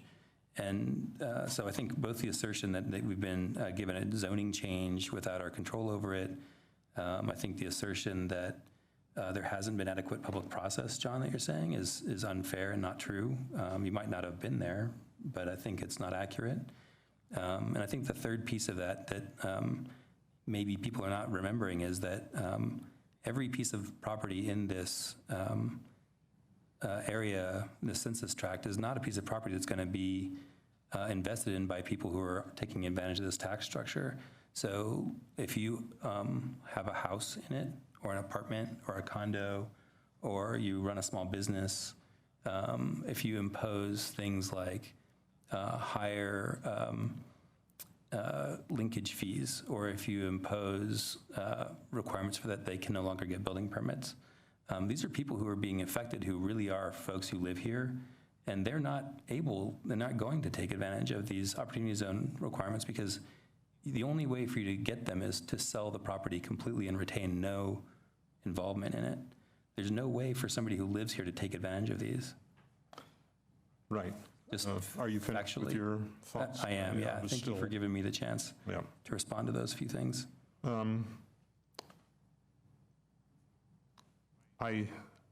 I maintain that the neighborhoods have not had a suitable venue in which to offer their comments for these changes. I understand that there have been there has been a very significant public process that has been followed in the consideration of these so far. But I don't feel that the neighborhoods themselves have individually had a chance to coalesce and consider these changes, and they are potentially very significant. For example, the change in the ELU, how ELUs are treated, I think is, the city has, as was mentioned by one of the public speakers, the city has a history with those, and there's a reason why they're dealt with in the way they are now. And that's a great example of why neighborhoods should be able to consider those explicitly with respect to how they might be affected by, for example, a change in efficiency living units that are being discussed here. So I maintain that the public process has not been adequate to address that citywide. I accept that it is appropriate to make a recommendation in the opportunity zone for that and other changes that staff has proposed, but I do not think it's appropriate citywide. And there's some people may call it a sneaky upzoning if we were to move into the rest of the city. I think it is appropriate for the opportunity zone for reasons expressed earlier. So I'll end there. So I just want to ask, moving forward, how is it that you guys would anticipate us applying this? We would have two separate use tables, one if you're in the opportunity zone versus one that you're not, because we really do have policies that cross-link across all of those zones, and there's not a mechanism or a structure in our code that allows us to distinguish between those two areas. Fair enough, but I think we're being forced into a position by the existence of the opportunity zone to I would prefer that we have a full citywide conversation about these changes where people, where folks are able to really examine them and understand them and see how they're going to affect the 70% of zoning districts where this will play out, which is not 70% of the land mass, but 70% of the zoning districts. But we're in this position because of the timeline of the opportunity zone and the length of the moratorium, where we're sort of being asked to make a Solomonic decision. I don't have an answer to your question, but I don't think that we should just throw up our hands and say, well, because we've been, this thing has been imposed upon us, that we therefore should just accept all these changes without the kind of public input that would, at least from my perspective, and apparently from John's perspective, be appropriate. And I will just point out that when someone brought up to the city planner who's managing Alpine Balsam this proposed change, she didn't know anything about it. So that's a city planner who didn't know about the ELU change and its potential implications for that area plan. So my sense is that we may know about it, and Plan Boulder may know about it, and Better Boulder may know about it, but I think there's lots and lots and lots of neighborhood groups that know nothing about it. Let me just see if I can get this straight. So when you and David formed the subcommittee with Crystal to go over the use table, what, it was 2 years ago? It was a year ago. A year ago. And this was prior to the opportunity zone. But the charge was to update the use table citywide. With the advent of the opportunity zone and the potential, the specter that it would supercharged dollars going into that area and potentially run development faster than we were comfortable with. That's right. You were directed to cull out the 18 zoning districts, citywide zoning districts that exist inside of the opportunity zone and focus on them. That's correct, yeah. Okay. I mean, it just seems to me like what you've been asked to do is just focus a project that was a citywide use table long project to not to change the area that the use table applies to, but just change the districts that you're looking at to only focus on the districts that are in the opportunity zone so we could get this moratorium lifted a little faster. Yeah, that's right. Do you think that the work that was done on the districts that are in this update, this proposed update, was accelerated or given short shrift or ramrodded through in a way that would have made it, that makes this inappropriate? No, in fact, I mean, even at the subcommittee meetings, we've talked about how the opportunity zone kerfuffle has actually slowed down the process. I think we initially felt like it would be a little bit more of a straightforward process, but that's shifted the scope for us several times throughout, as well as kicking this up into a level of, sort of political notoriety that's become a lot more difficult. I'm also less concerned about where these zone district changes are occurring outside the opportunity zone, because if we take the premise that the tax benefits available to people in the opportunity zone, if they buy property in the opportunity zone and meet the program requirements, are going to cause more turnover in the opportunity zone and more people trying to take advantage of the use that's available in the opportunity zones that would be available in that zoning district, whether it was an opportunity zone or not, by the way. That supercharging of turnover is much less likely to happen outside the opportunity zones. So these changes are probably going to have, in the other neighborhoods, a relatively limited, slow-moving impact, like almost all development in Boulder, which happens at a pretty slow rate of speed compared to how it would in other cities. Yeah, I think every change that we're looking at here was looked at the subcommittee level through a lens of the entire city and the comp plan principles.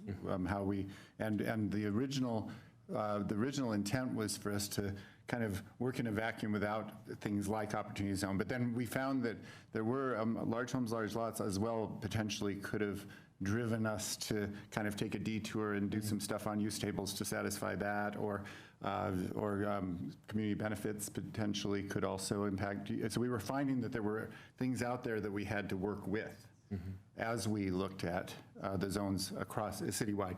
But I feel like the concerns that were expressed about opportunity zone were concerns about Comp Valley principal outcomes that we wanted to make sure that we could get a control over, and those would be outcomes that would make sense anywhere where, for example, a business regional zone exists, because we are trying to adjust our zoning to the current retail landscape, the current housing jobs imbalance landscape, the current affordable housing needs.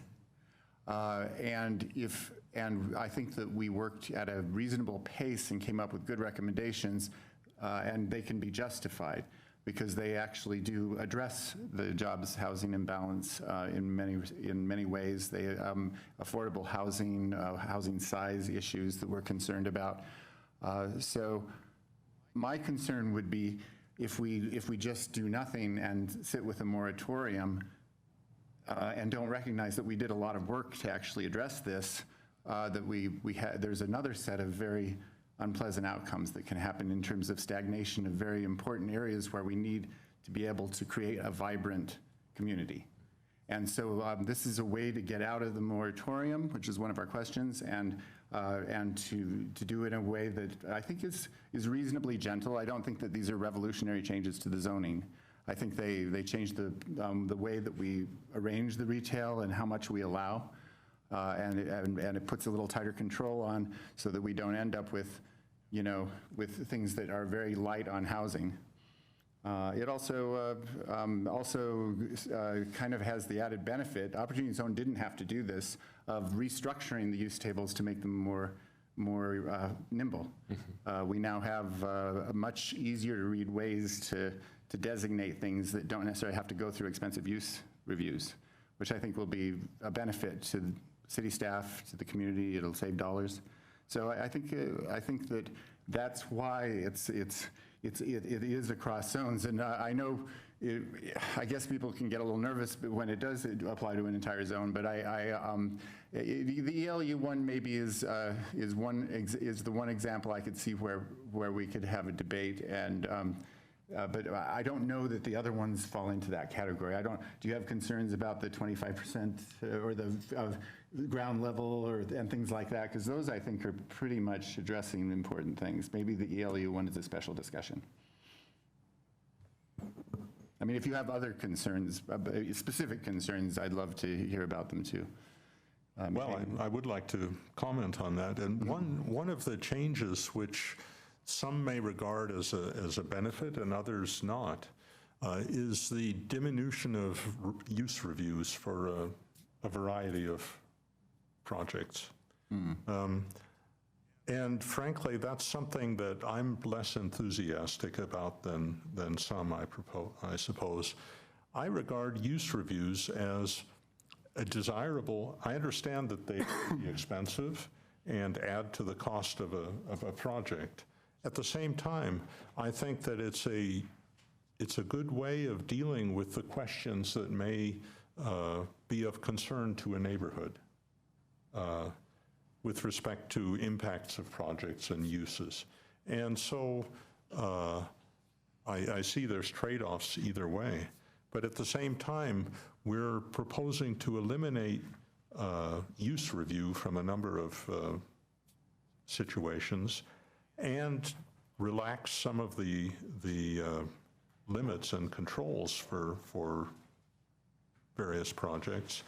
And so I can see that may result in concern to various neighborhoods.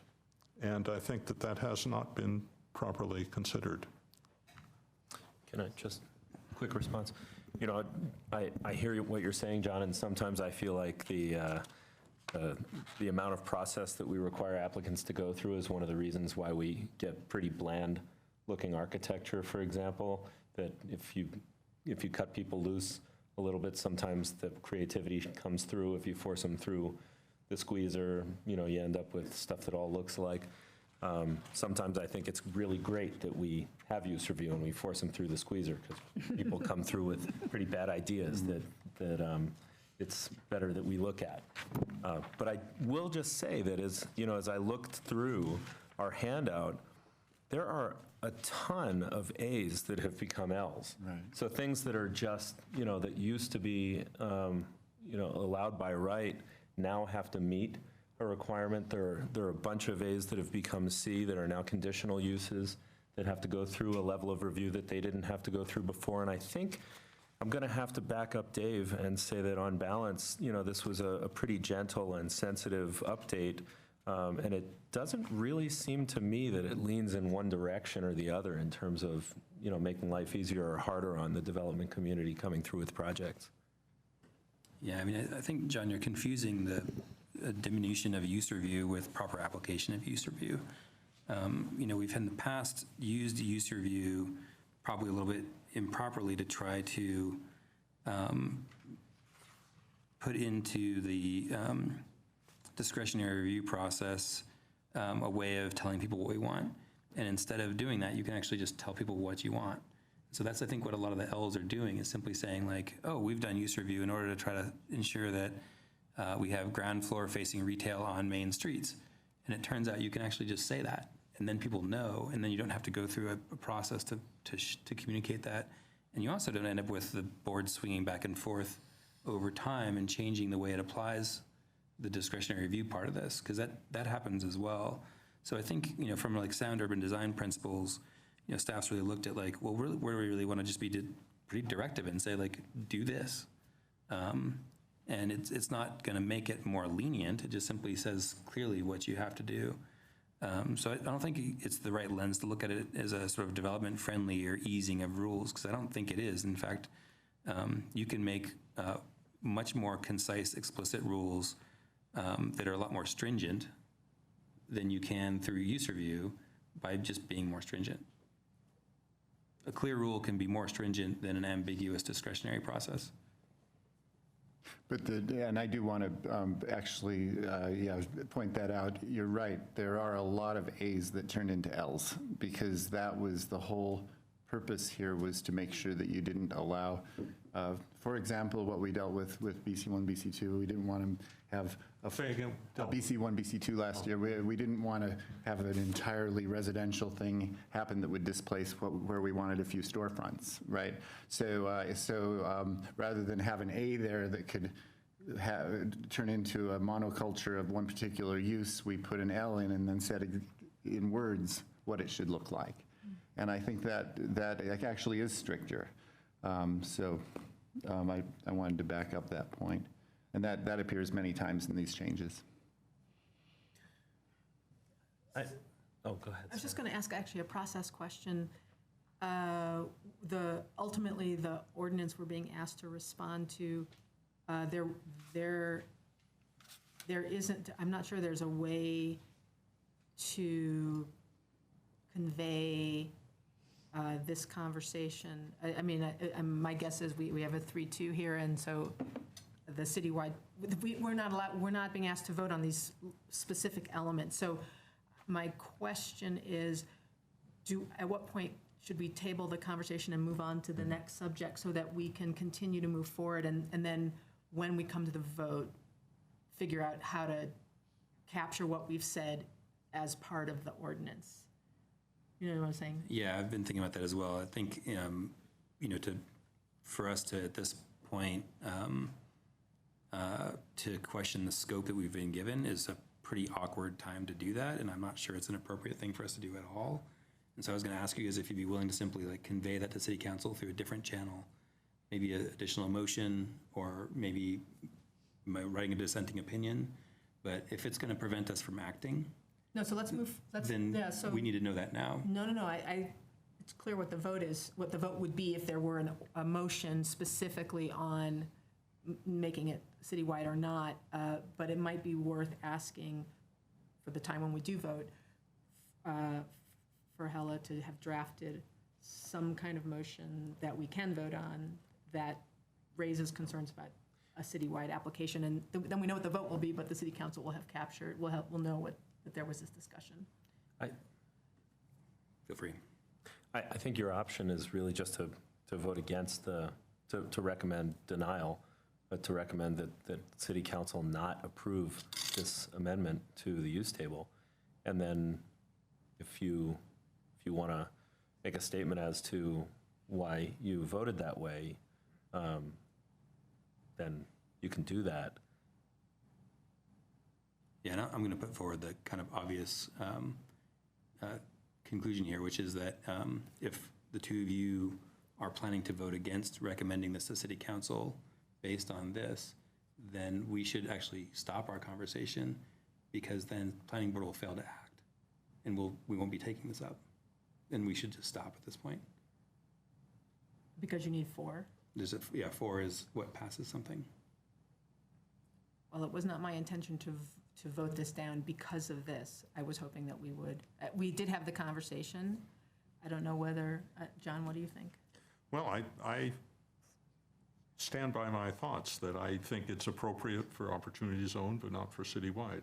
And therefore, I intend to vote against it. I think we can have a short conversation about how we feel about the other bits. It'll be in the minutes. It'll give staff some direction. Council's going to review the minutes. They're going to see that it was a shorthanded board that voted. I'm assuming that it's going to be 3-2, which won't be enough to recommend approval.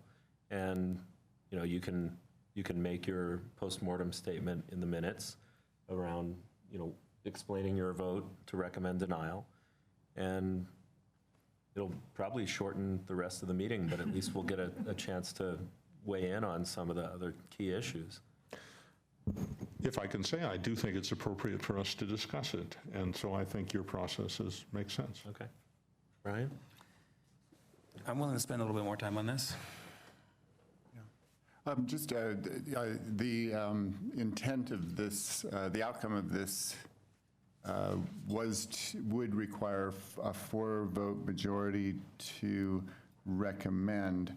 However, there can be a summary put together about the opinions in to be communicated to City Council? Because this is recommendations, right? Yes, definitely. I think that would be helpful. And I think it might even be helpful once you go through all of these different changes that are being proposed, if you also think about whether or not you would be comfortable with each one of them to apply citywide. We could take a straw vote on each one, and we can put the straw vote results in the minutes. Yeah, I was going to basically ask that we tick through these with maybe 5 minutes total each, and then have a sharing of quick thoughts, and then a straw poll on each one. And that would get us on to a position where we can actually do the rest of the meeting tonight, too. Okay. And maybe we could just start with a negative poll on each one and go less than 5 minutes if everybody can live with. I think that's a great way to start it off, and we'll spend a little more time if we need to on things. So starting off with the ELUs, releasing the 20% trigger for a use review. Let's just do like thumbs up or thumbs down, negative poll-wise, who can live with this? Okay, so we got 3-2 on that. Does anyone want to share some thoughts for that quickly in the minutes? Yeah, I found myself, hearing some of the counterpoints on this one, and thinking that while I could live with this and I wasn't going to vote against the whole project based on this, I could imagine where you'd remove the use review requirement for under a certain percentage. So it's kind of a hybrid of the two suggestions. The one was, just raise the threshold to 50%. The other was, remove the trigger for use review altogether. What about something where up to 50% you don't trigger use review? It's ELU's a use by right there. Over 50%, if you want to do a whole building full of one-bedroom apartments, given the fact that, citywide that might help the variety of housing types policy that we have, but in that building it actually subverts that policy that's in our comp plan to have a variety of housing types in an area. Maybe use review is appropriate after 50% or 40% or wherever 60%, whatever that higher trigger would be. So I agree with Harmon and would also suggest if we didn't change the trigger, if we did change the trigger, we think about a way to require some percentage be permanently affordable, because one of the goals we're trying to achieve here is permanent affordability, and yet there is no requirement for permanent affordability, and it's an assumption that the market itself will guarantee affordability. And I think either the use review or a requirement above a certain percentage, if you go above a certain percentage of ELUs, there be a requirement for permanent affordability. I'll go next. I just want to point out there is a requirement for permanent affordability. We have inclusionary housing ordinance, which requires 20%, and that's already baked into this, just to be clear about that. And I would advocate for, and just based on observations of the kinds of projects that we see, when you require the diversity of unit types inside an individual building, one of the things that you do is you create real differential needs amongst those units. So let's say you were going to try to do a 100% ELU project with tons of common area, but then you found out you needed to require a bunch of big units to go in there as well. Well, it erodes the justification for that common area. It makes it harder to do things where things are successfully shared amongst different homeowners. So I think there's a really real downside to what you're suggesting, because if you really sort of force this to be diversity of unit types in every single building, and the pro forma, the idea behind the project is, well, we can make 6 ELUs work and we'll provide a really awesome common space. Well, instead of that, you're going to have 2 big apartments and 4 ELUs, and that doesn't work anymore. So you're going to really suppress the ability for applicants to share amenities amongst units by doing this. That's going to be one of your actual outcomes. And the other thing is, if we were sitting here talking about adding a 20% use review cap, it would be in reaction to a contemporary perception of harm.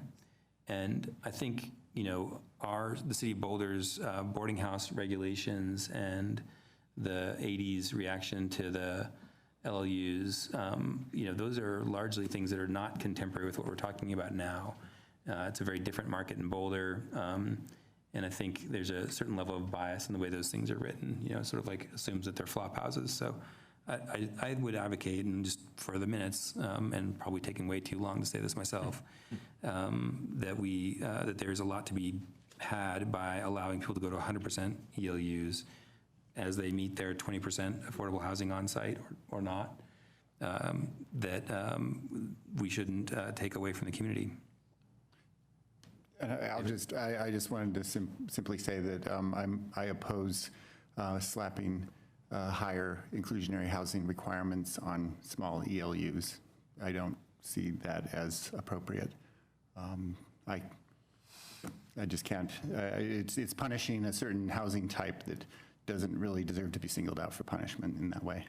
I don't mean to use the word punish, but I mean, of course, when you charge people money, it is it is punishing them a little bit. I think they feel it's punitive. Yeah. I'm not sure I understand that. You're saying it's okay to have the standard inclusionary housing percentages, but not an additional. I don't see why we would single out ELUs for additional. Oh, all right. Just so I understand. Individual homeowners pay less inclusionary housing than developers do. So we're giving people who are building their private mansion a much better deal than the ELUs. Oh, nice. So I find that to be not a way I would go. Regressive. Yeah. My fairly strong feeling was that the 20% was arbitrary, and that I don't see the same sense of danger that there's going to be huge proposals of only ELUs coming out, and that the market will kind of drive where they will show up in transit areas where maybe young workers want to live, and that they probably won't compete with single-family homes with yards because they'll be in different parts of the city that are kind of tailored towards that. So that was why I was actually in favor of just removing the 20%. So just add that. Okay, cool. Let's jump on to the next thing, which is limiting detached dwelling units in high-density residential and mixed-use zones. Does everybody agree with staff's conclusion on that? Okay, all unanimous on that one. Limiting of office uses in business zones, which is an effort to repair the housing and jobs imbalance. Does everybody feel good about that move? Okay. Modify office use reviews. Wait, just one question. Can we be clear that on-site affordable units means on-site affordable office units? Just, it wasn't, they're just, it's not, there's no. It would be No, it's residential units. It's residential units. Could we be clear about that? Just insert The word that housing. word. Sure. Thanks. It's affordable housing units, I think, right? It just says affordable units. So it's just for clarity. Yeah, I think it's good to Oh, just clarify in the that. first sentence. Yeah, just. The second The sentence. sentence says affordable housing I units. don't have my glasses. on. Okay, sorry. I can The see the sentence first. clarifies that and already includes it. Okay, so modifying office use reviews in residential zones to a capped 25% of floor area per lot to mitigate the jobs and housing balance. Does everybody feel good about that? I'm going to make a quick comment on that.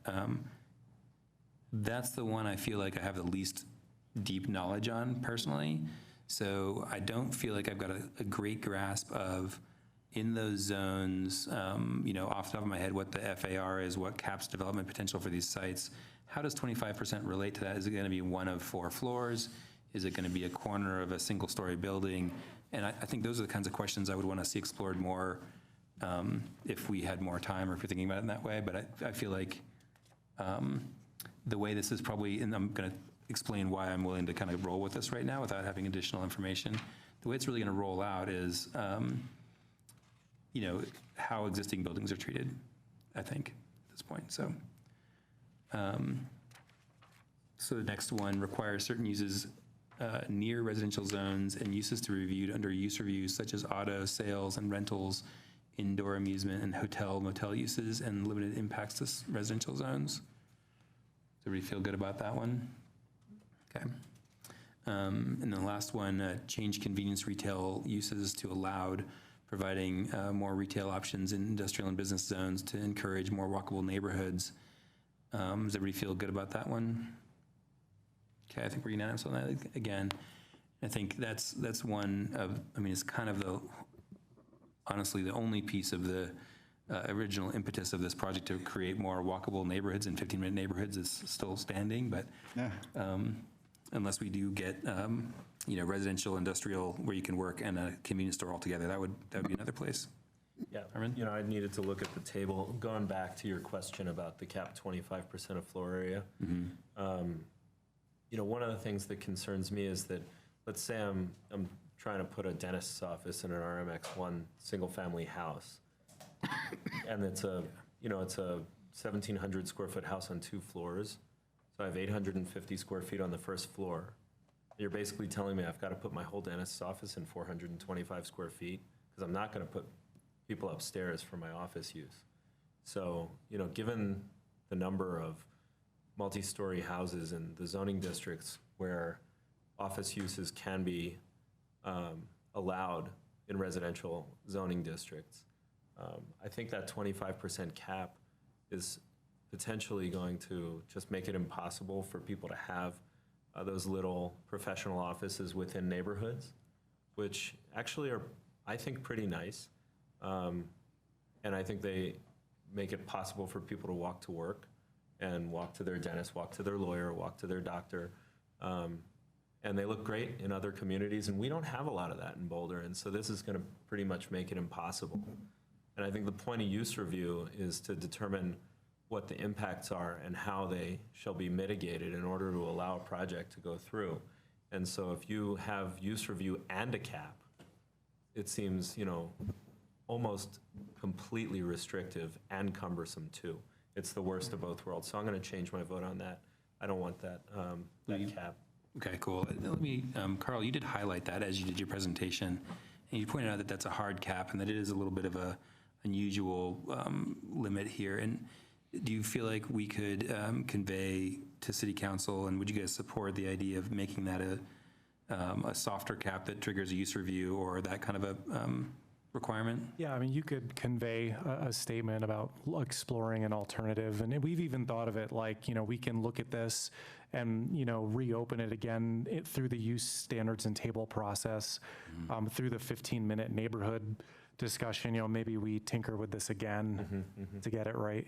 Yeah, I mean, I think there's a couple different ways of doing this, which could be, capped at 25%, or the ground floor of a multi-story building, under a certain size. Something like that, where you're really getting away from splitting these tiny, tiny pies. Because it seems like the application of this is going to be awfully strange. If you've got a 74,000 square foot building and you can use 25% of that, that's a different number than if you've got a 800 square foot garage, or say 400 square foot garage behind your house that you want to use for business purposes. Well, you can use 100 of that. It's kind of weird. So does everybody support communicating some level of flexibility on that one? I think so. I think so, yes. Okay, cool. So we support the idea, but we want to explore further the hard cap of 25% and maybe figure out a different rule or a different review process, or possibly move ahead with it as is if that's necessary. And then with the assumption that we'd be revisiting it as a part of the next use review table process. Does that sound like a fair summary? Yeah. Okay. So we did all of them, I think. We have one to Something else that we add. missed? Okay. One to add is the retail, the 30-foot depth of retail in the BR zones with the retail or the residential allowed behind. And the other thing we might want to do is just maybe go through these really quick about citywide versus opportunity zone for each of these. Okay, I guess let's take the first one then. So And I'll just pitch. I think I'm a huge fan of this idea of finally getting some of the things that we really worked hard on in the form-based code process built into our regular land use code, so we can actually start to say, instead of like, well, you can have 25% of it as retail, like up on the top or over there in the back, and then we make them come into a use review and go, guess what? We actually meant it's got to be on the front. Just telling them like, we really want to have walkable streets in the city, and if something on 28th Street gets redeveloped into an affordable housing project, for example, requiring that the first 30 feet of that is walkable retail is a cool thing to do. So I'm pitching for that one. Does everybody feel good about that? I thought it was good. I don't know enough so I'll go yes. I can't say I don't know. John, feel good? I'll go with that. Okay, cool. And I think it's really similar to the discussions that we've been having in certain zone districts where we went to 25 feet last year, wasn't it? Last year? Yeah. On Retail. Pearl Street. Yeah, on Pearl Street, MU. Yeah. Yeah. So 30, 25, it's fine. Yeah, and Sarah, you had a question about this in the beginning, and I totally meant to kind of address it more directly. I think the way that they've got it written makes a lot of sense because it really focuses on major streets, and there's going to have to be some definition of what major streets are back through that system. But it also means that if you've got like a 28th Street and then Glenwood goes by, you could have retail facing 28th, and then as you step back down Glenwood, that could turn into a residential street, which would make a really nice transition into a neighborhood. So I think that thinking is actually really, when you apply that rule, it works out really well. Is it a requirement of 25% or an opportunity for 25%? Confusing two things. It's a 30 feet. The 30 feet, is it a requirement? It's a requirement, but again, it would be like if you're scraping a site and rebuilding it, it would kick in. When you have an existing space, you just switch out. But so you could end up, again, it's not, I'm already thumbed up, but so you could end up on 30th Street, for example, from Mapleton to Valmont being a lot of residential, but on the first floor would be all retail. That's the intent. Yeah, it sort of drives towards a mixed use and do we, format. just a quick question, and I realize I'm interrupting our process here, but do we have a strong sense that that amount of retail space would be adequate to absorb the retail that we have now that would transition from, let's say, the 29th Street Mall into those kinds of spaces, and that would free up? I just am curious if you get a sense of I mean, that in-depth analysis has not been done, but I think, again, if we're looking at typical retail depth is around 20 to like 30 feet. So if it's replacing a strip mall and you're just shifting that Yeah. use up towards the street, and then you're building, retail around it. Okay, great, thank you. Helps me to visualize. Cool, yeah, for sure. So then let's just kind of negatively poll all of these at once and really focusing on John and Sarah, but if anyone else wants to chime in too, for sure. Which of these concern you in terms of being applied outside of the opportunity zone? For me, it's really the ELU. Okay, John? Likewise. Okay, so it really falls down to just ELUs as being the tricky sticky wicket. Well, then it seems to me that we have a possible message that we can send in a motion, right? Well, it seems to me like we could vote to recommend approval of the whole ordinance with the ELUs stripped out. And then we could decide if we want to communicate something about the ELUs separately or as part of the motion, yeah. Yeah, I was going to suggest that we just vote on the entire thing and then allow the sort of dissenting votes to communicate that through a separate motion. But I think the dissenters just said that they The can support ELUs. everything But on that the- list, but the ELUs both in and out. So really, it turns out the ELUs are the sticking point, not the application of the use table changes citywide. If we could send a unanimous vote on a recommendation on everything but the ELUs, I think that sends a nice message to council, and then we could worry about a separate motion to communicate how we feel about the ELUs. That could be a 3-2 Or maybe. 2 to 2 to 1. Or maybe somebody will come up with something that isn't 100% that we could live with. I don't know. But I don't know. Does that seem? I think that's a reasonable approach. I'd be happy to move It's ahead with clean that. because we can kind of just say, well, we all agreed on everything but the ELUs, right? And then we can worry about discussing that further. What's your? Someone can make a motion if they'd like to make that. Okay, I move that the planning board recommends staff recommendations with regards to the ordinance under discussion on all. David, before you, Could you just sorry to talk about interrupt, the do you want motion language? to actually use the motion language? Yeah. Yes, Just mind is for the there a motion language? I didn't thanks. see it. It's not in the memo, but it's in the. Oh, it's up on the screen now. Yeah. All right. So I would move, so it's number 1, right? The planning board recommend approval of the ordinance included as attachment A in the packet and moratorium ordinance 8314 described below as follows. Ordinance amending Title IX Land Use Code to update the use standards associated with the zoning districts within the federally designated opportunity zone, Census Tract 122.03, consistent with the Opportunity Zone Moratorium Ordinance 8314, to ensure development consistent with the Boulder Valley Comprehensive Plan, BVCP, with the exception of the raising of limitations on use review requirements for ELUs. Furthermore, you might just, you want to vote on it? And then, separately? I guess we could vote on the second one as well if people are comfortable. Just roll. And lifting the development restrictions of the moratorium ordinance 8314 with the exception of applications that would result in the demolition of existing multifamily dwelling units in the RH4 and RM1 zoning district within the opportunity zone. I'll second that. May I make a comment? Yeah, first I'm going to ask if the folks who made the motion want to speak to the motion. So I'll speak, well, David, you made it, you can. I'll just go ahead and say, yeah, I think there's so much good work here that I'm really happy that we can recommend something, even if we don't include the ELUs. I think reasonable people can disagree on that, and I'm perfectly happy discussing that after this. So if that exception to number 1 works for people, I'm perfectly happy with it.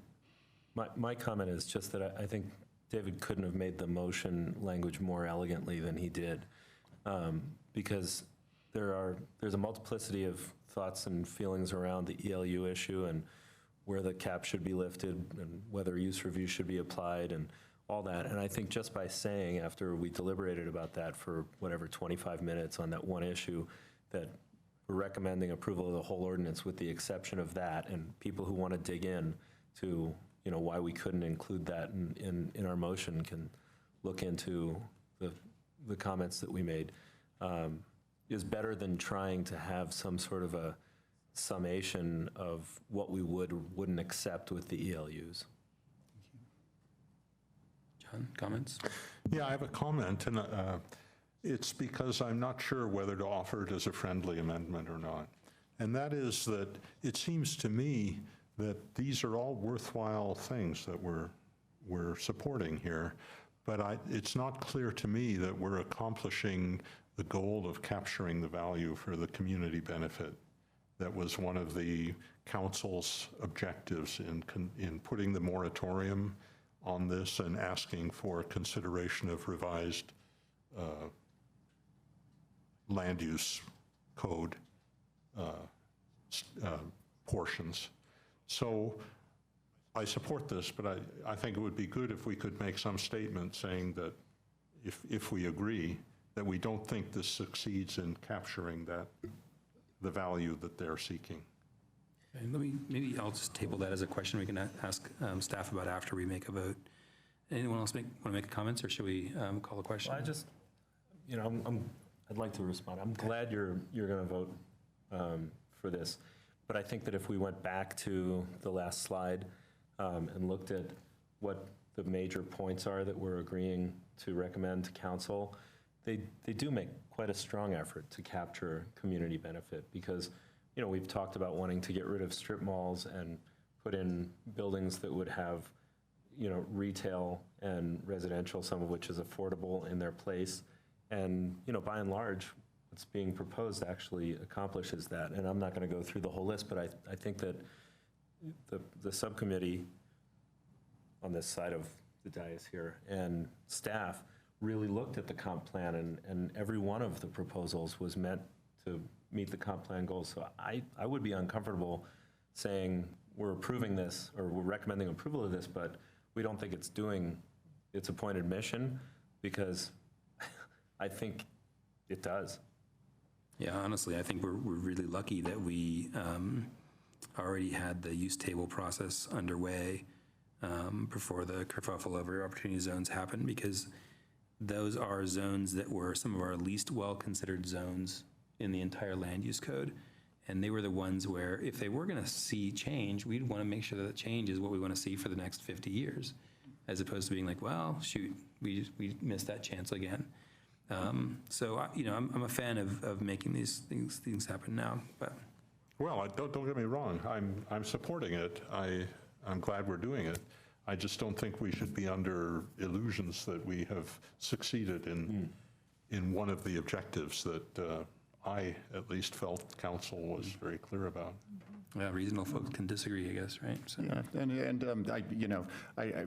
I would maybe say that, we have a separate community benefits initiative that's being worked on, that is focused on community benefits. I think this does its job in the scope of the particular problem space, but we will see additional community benefit work as we go forward that'll be outside of this particular initiative, right?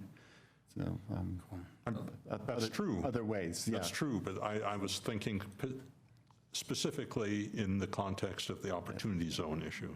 Got it. So It sounds like I wouldn't have a majority in that amendment then.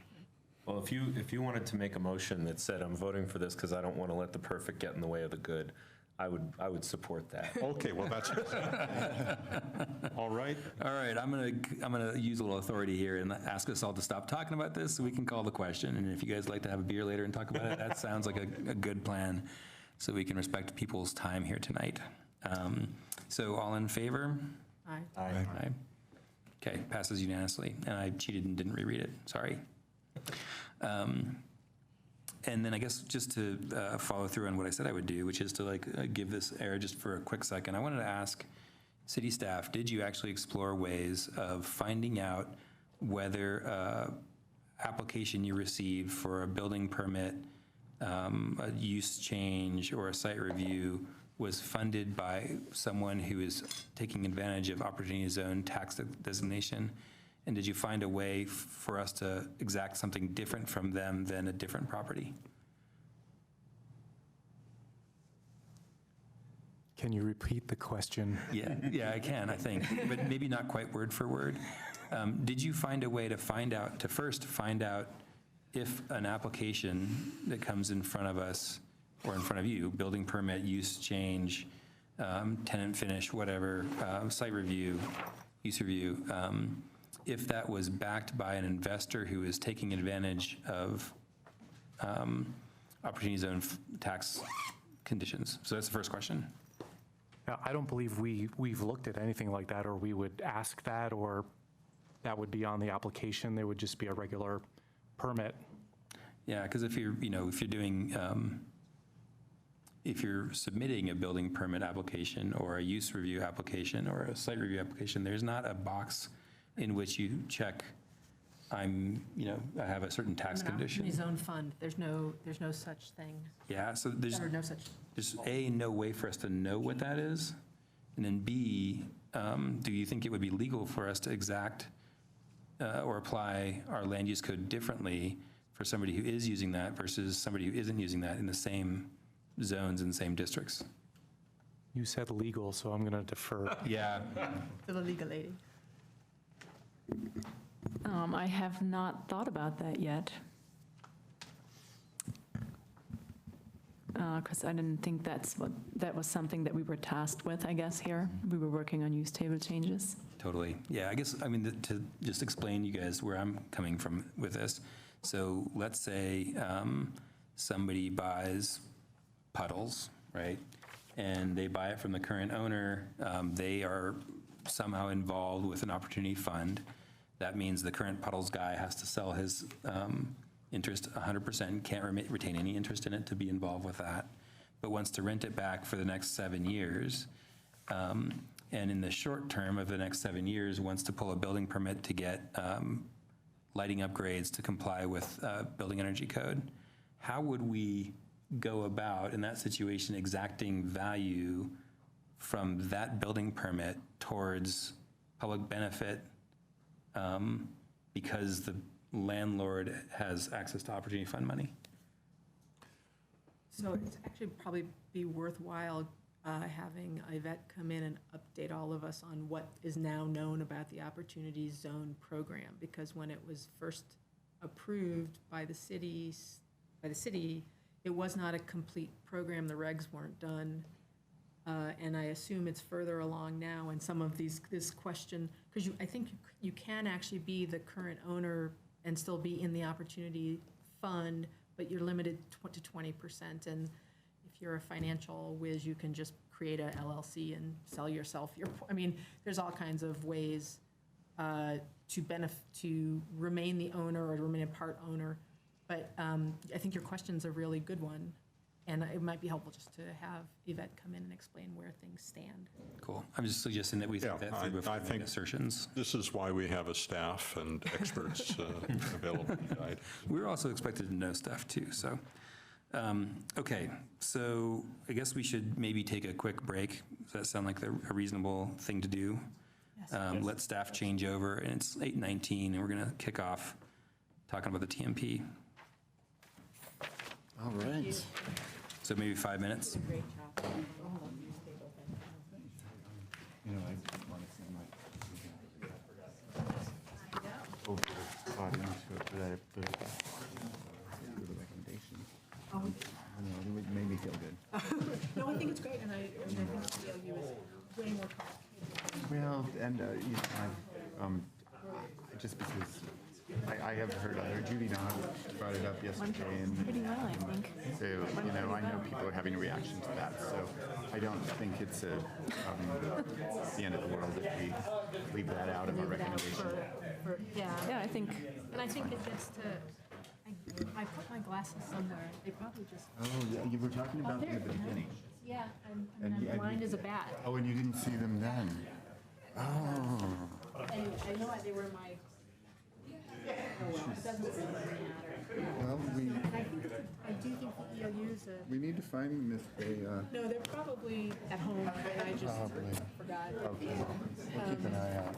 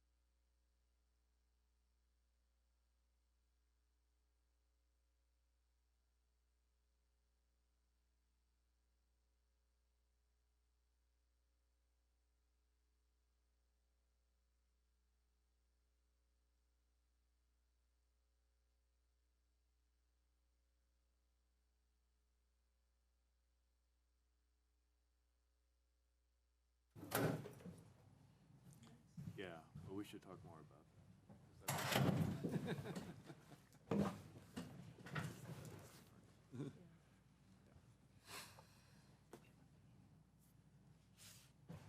that. Okie dokie. Welcome back to Planning Board, July 25th, Thursday. Now we're moving to our last item of the evening, which is a matter from transportation staff, which is the 2019 Transportation Master Plan update. And we're going to start with a presentation of the staff, and then we'll have a quick discussion and wrap up. Are you doing an intro or? Okay. Well, good evening. My name's Randall Rutch. I'm a senior transportation planner with the city. And this is really intended to be both of a bit of background briefing to you, as well as giving you some information on the work items that we're focused on for this update. We anticipate that we will be back in front of you for a recommendation to City Council on August 22nd, and we're going to Council currently scheduled September 17th. So that's the kind of timeline that we're on. So with that, as in your memo, these are the topics that we'll touch on briefly, and I will try to fly through this and respect your time as well. But just wanted to start with something to show that we've been working on transportation for a long time. Cartoon is at least 25 years old. I've lost track of when it came or when it was published, but it was from the Daily Camera, and as you can see, it's US 36. And, you know, it's your fault, but the reality is it's our fault. And we're in this together, and that's certainly one of the premises of the things that we try to do in transportation. And then we also, you know, want to just step back before we dive into the details. I think everyone, of course, knows about the open space program. What a lot of people don't realize is when the first open space tax was approved by voters, it was 0.4 cents for open space and 0.6 cents for transportation.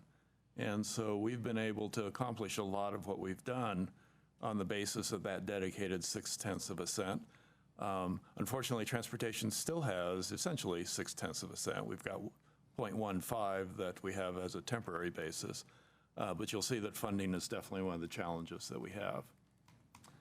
And then, you know, we think about open spaces being characteristic of Boulder, there's a lot of other things that have come out of consistent policy direction.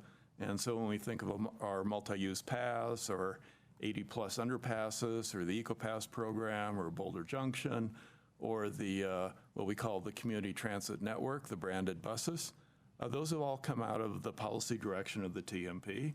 And the TMP is actually 30 years old as of this year, and we are doing the 5th update, the 6th plan. So we've been at this for quite a while.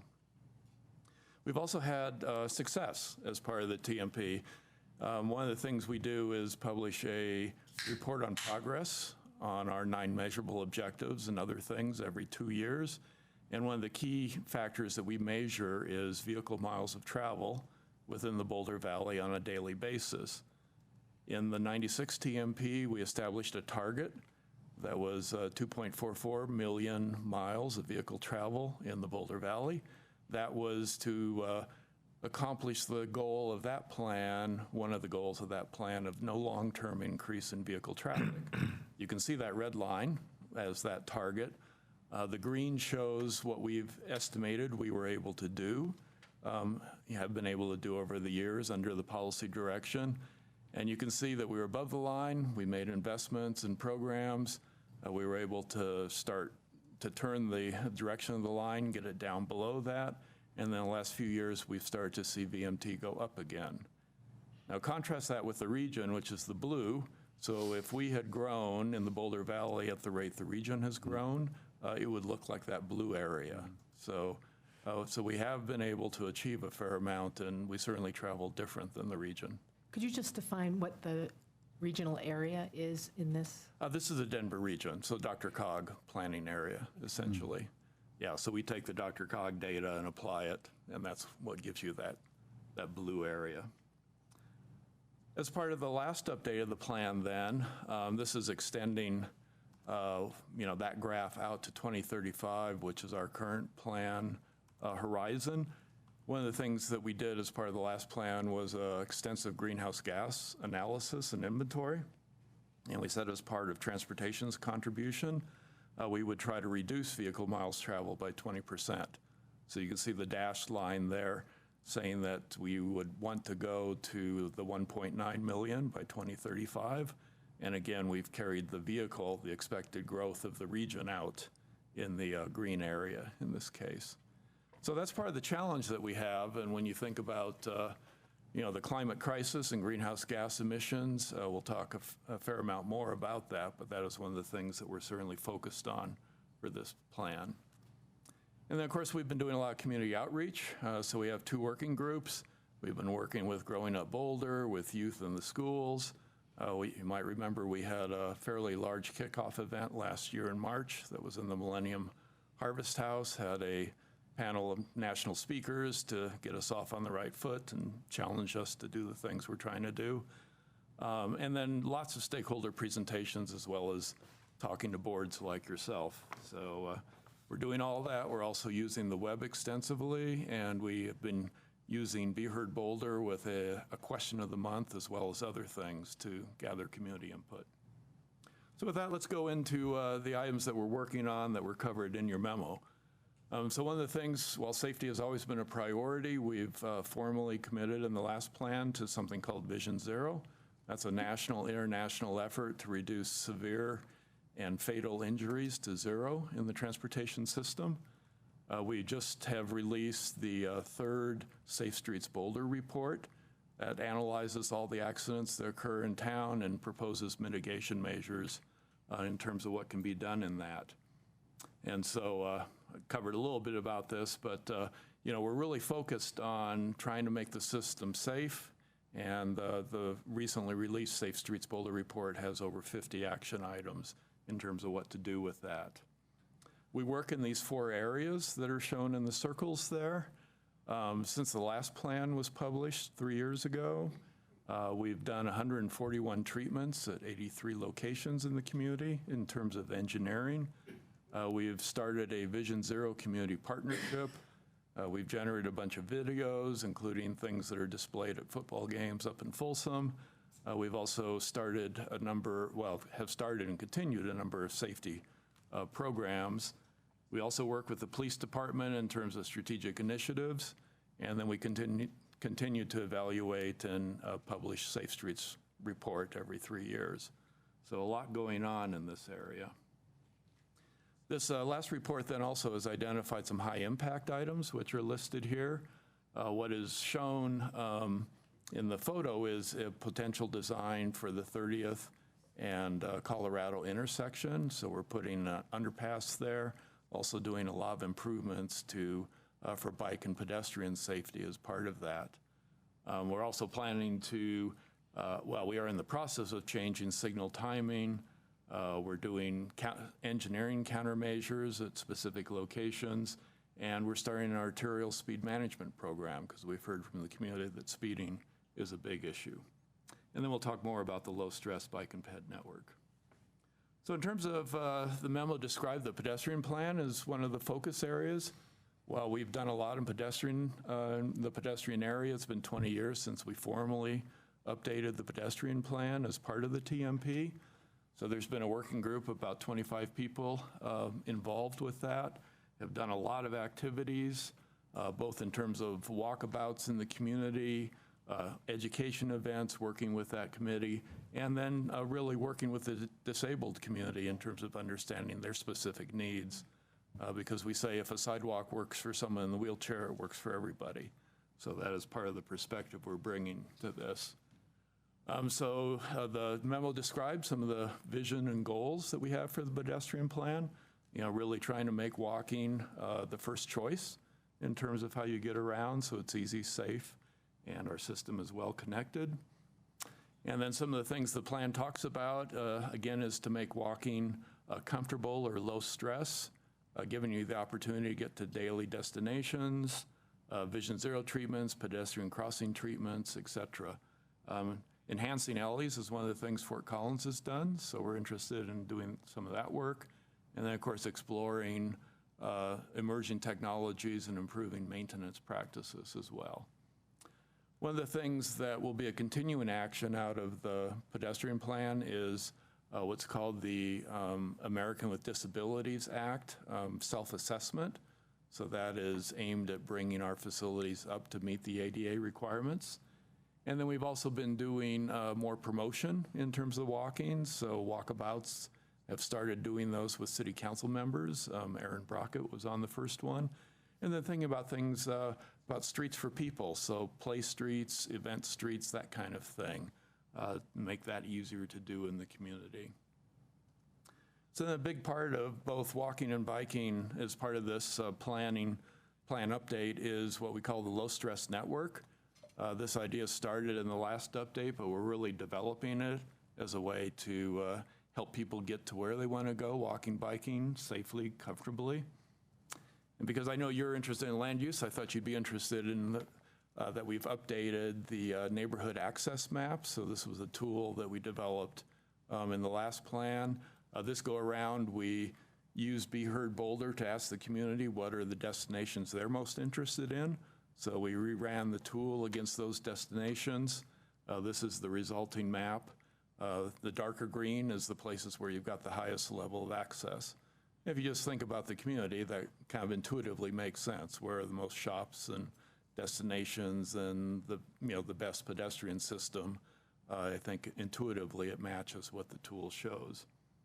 Then new as part of this is that we're taking that information and identifying pedestrian improvement areas. So these are areas where there are access, where there are things to go to, but where you can improve the access. Hey, Randall, let me just interrupt you for just 1 second. I just want to point out that we got a presentation on the low-stress walk network at the use table subcommittee process with some members of the public there. And these images that you're seeing here are informing the process of figuring out where to do things better to make things more walkable and more low stress. So I just want to chime in with that. Thanks, Randall. Yeah, good. Yeah, so we're looking at these pedestrian improvement areas, and then we're looking at Green Street corridors. These are corridors I'll talk just a little bit more about, but overlaying those together and giving us areas where, again, we can work on the transportation system to improve access to destinations that already exist in a low-stress way, so it's safe and comfortable, more safe and comfortable than it is today. So then I've mentioned low stress a fair amount, and low-stress bike is another part of this. So again, we've been working with primarily community cycles, but there have been a number of community events to define the low-stress system. Some of this is also coming out of the Vision Zero work. And the idea here is really trying to build a system that, again, is comfortable for the 8 to 80 age range. So something you would take your child on, or something that you might take your parents on, and that they would feel comfortable walking or biking on that system, in this case biking. So we have 4 proposed facility types as part of that bike low stress system. They're named and photos there. I won't go through them in detail. But what is really new is the idea of a protected bike lane and buffered bike lane. We've done a few buffered bike lanes. We would expand that. And then protected is something that gives you an actual physical protection. And so typically that is a barrier or it is a elevation separation from the vehicle traffic. So you've got physical protection. And then as part of that, this one of those facility types is neighborhood green streets. And I won't read the definition here, but this is, again, identifying streets that you can walk and bike on, feel comfortable, feel safe, enhancing those streets primarily with signage and paint, striping, that kind of thing. And the first one of those that we're doing, which I happen to notice on my ride in this morning, we've started on, there's a bunch of green paint across Canyon on 13th Street. And that's the beginning of the striping and signing that will go on in that corridor. And so, you can see a list of the type of things that will happen as part of that corridor. We're anticipating that that corridor will be done by mid-August, and then there'll be some sort of grand opening late August, early September. And there's also the intent that there'll be a dedication to Al Bartlett, who some of you may remember his name. He actually generated the first bike plan for the city of Boulder, was instrumental in getting that started. So we wanted to do something to honor that memory of him. Randall, could I ask a question about that? Are you using any, or documenting any kind of best practices around pavement markings as you do 13th Street? Because in my mind, pavement markings are really critical ways to make things safe for bikes and to help give visual cues for what's allowed and what isn't allowed as you're riding along, that kind of thing. Yeah, well, there's a lot of pavement markings planned as part of that corridor. And like I say, if you happen to go by Canyon and 13th, you'll see a whole bunch of green paint that wasn't there a couple days ago, and that's the start of it. I only rode up to Pine, I guess, but there were new green markings almost up to Pine as of just the last day or two. Yeah, I guess what I'm getting at is there an intent? And I just think it would be a cool idea to kind of have like a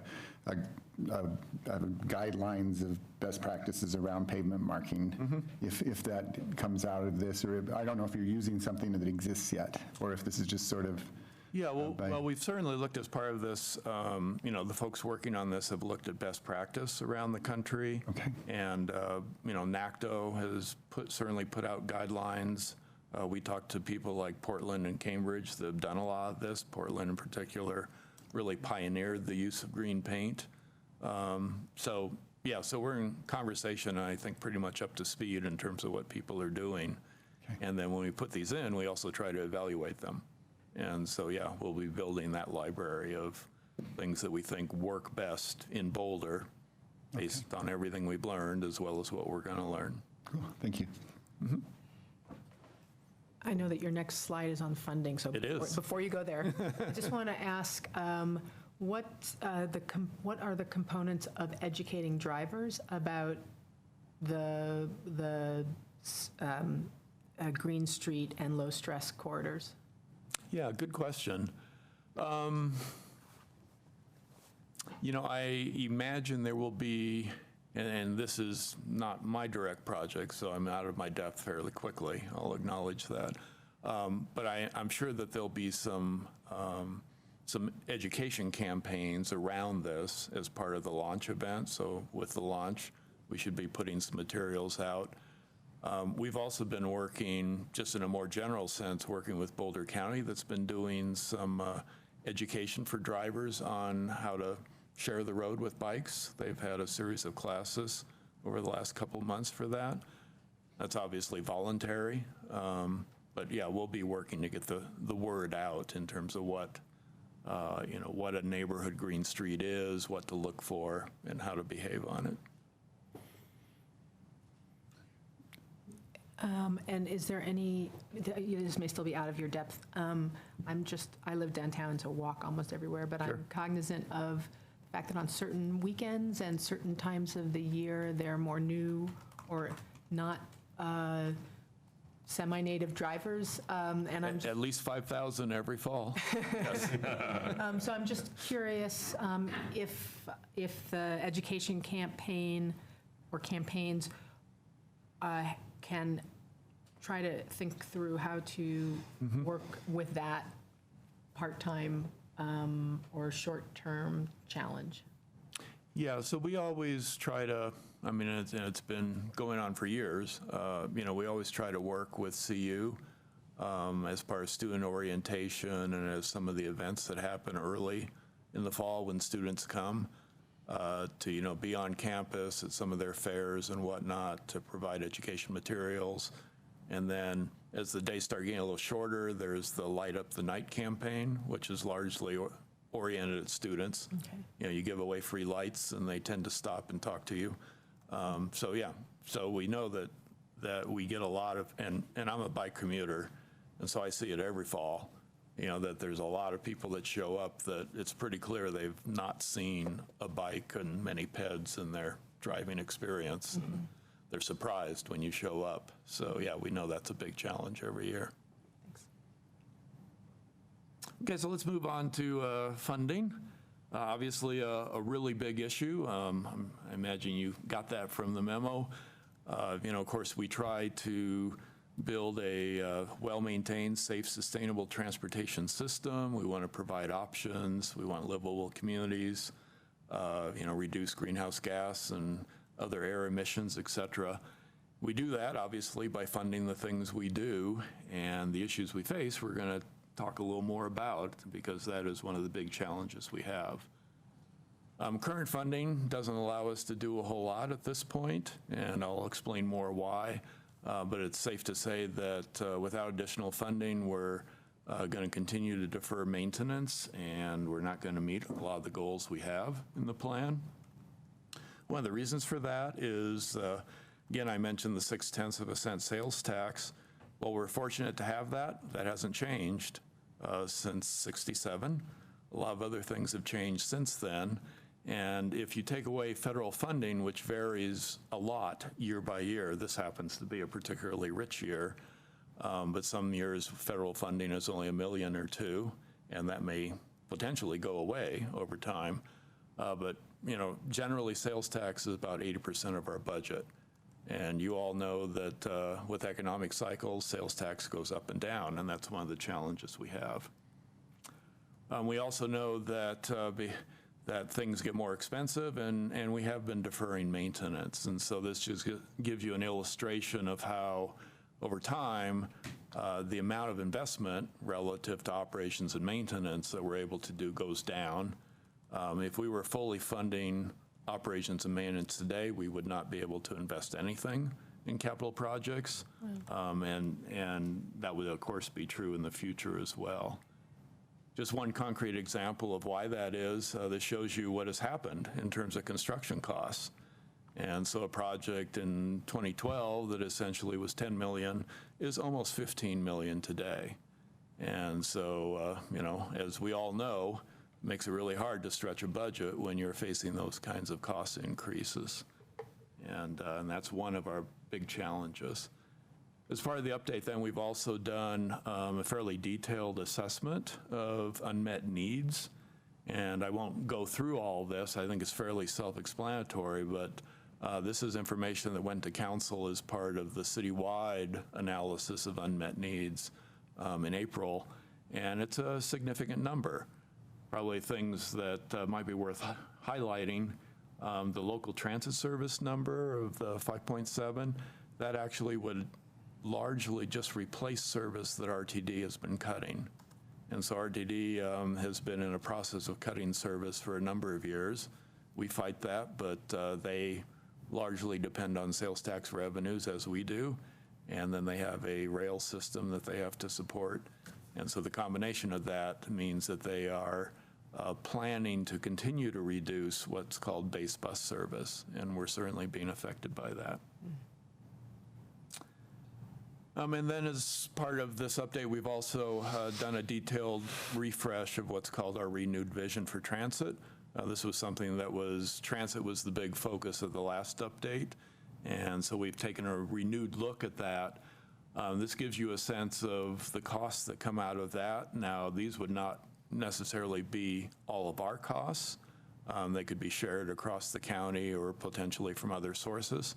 But we've got significant needs to grow the transit system we feel that we need to reach our goals. And then particularly as we grow as an employment center, we need to improve those regional connections. And one of the things that we're currently working on is State Highway 7 out to Brighton and 119 to Longmont, with the model being US 36.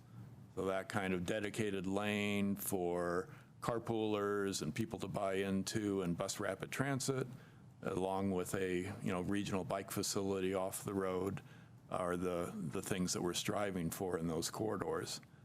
But that's, those are expensive propositions. But we do know from US 36 that you get significant increase in ridership when you make transit reliable and time competitive, if not even faster than driving. Yeah. Yeah, it's just out of curiosity, how does it work when we have local transit costs? Does RTD kind of work out their budget and tell each community, each municipality how much they need to contribute on an annual basis, or what is it? Well, so this would be cost above what RTD is doing today. Mm-hmm. And so currently the only, RTD operates as a regional agency with 15-member board of directors, and directors are by district. And so one of the things that goes on in RTD is that every director wants their share of the pie. And in some cases, that means empty buses running around in, places like Highlands Ranch, and full buses running around here with some of those buses being cut over time. So that's one dynamic. What we are, as part of the work that we've done with this TMP, we've done something called the Transit Service Delivery Study, and that was taken to council, not in June, but the previous time we were in front of them, I think that was October. And what that really is looking at is funding and management models to provide service above what RTD is able and willing to provide. And so these costs reflect some of that work in terms of, if we're going to get more transit, we need to figure out how to do it at a relatively local level, whether that's Boulder City or Boulder County or some collection of northwestern communities, because there are needs here that haven't been met with fast tracks, as we're all aware of. And so we are the quadrant of the region that has gotten almost nothing out of fast tracks, and we have needs, and it doesn't look like the region's going to help us with those needs. So if you have a powerful director in your district, you may get more buses for free. And if you don't, you might have to raise additional money to pay RTD to put more buses on your streets. Or to contract in several different ways to get more buses directly. So one model we have is the HOP service is actually managed by the city. Okay. VIA is the operator. We contract with VIA for that service, and the city actually started that service. Now, over time, RTD has agreed to pay for half of that service. City pays for half, RTD pays for half. So that's one model, right? We would potentially contract in that way, potentially could take over some of the RTD services, hopefully capturing the resources they put into it today, and then adding additional money to improve that service. Okay. Yeah. Sounds like the tip of the iceberg, but Well, very it is interesting. the tip of the iceberg. And it's hard, to be sure. Any of this is hard. But we can look around the country and see examples where this has happened in regions, where, a large transit operator has decided that they want to run regional, and maybe they want to run primarily regional rail, and then the bus service devolves to the local counties or jurisdictions to run at a level that they feel is appropriate. So there are success models out there you can look at and say, well, other people have managed to do it, but it's also hard. Thank you. Yeah. So almost done with funding here, just 2 more slides. So we've had a working group that's met, I think, 8 times on all of this, looking both to understand what the funding situation is in transportation, and then to develop a short list of potential funding mechanisms. And this is just a graphic that shows that they basically came up with 3 tiers. So the blue is the first tier, the orangish is second tier, and the green is the third. And so you can see that right now we're largely dependent on sales tax revenue. The thing that we did a lot of work on after the last plan was something called transportation utility fee, and that utility is the way that you tend to administer it. It goes on utility bills, but it's assessed by properties, and it's assessed, can be assessed different ways, potentially on frontage on the street, potentially on the number of trips generated.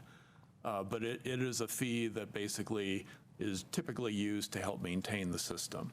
And so certainly the working group said, we ought to think about a transportation utility fee to help us take care of maintaining the system. That's a local concern. Nobody's going to help us with it. If we've got a deficit, we need to figure out how to fund it. Does that require a table vote? I'm sorry? Does that require a vote? So if it was a fee, it would not. If it's a tax, it would. Okay. And it can be done either way.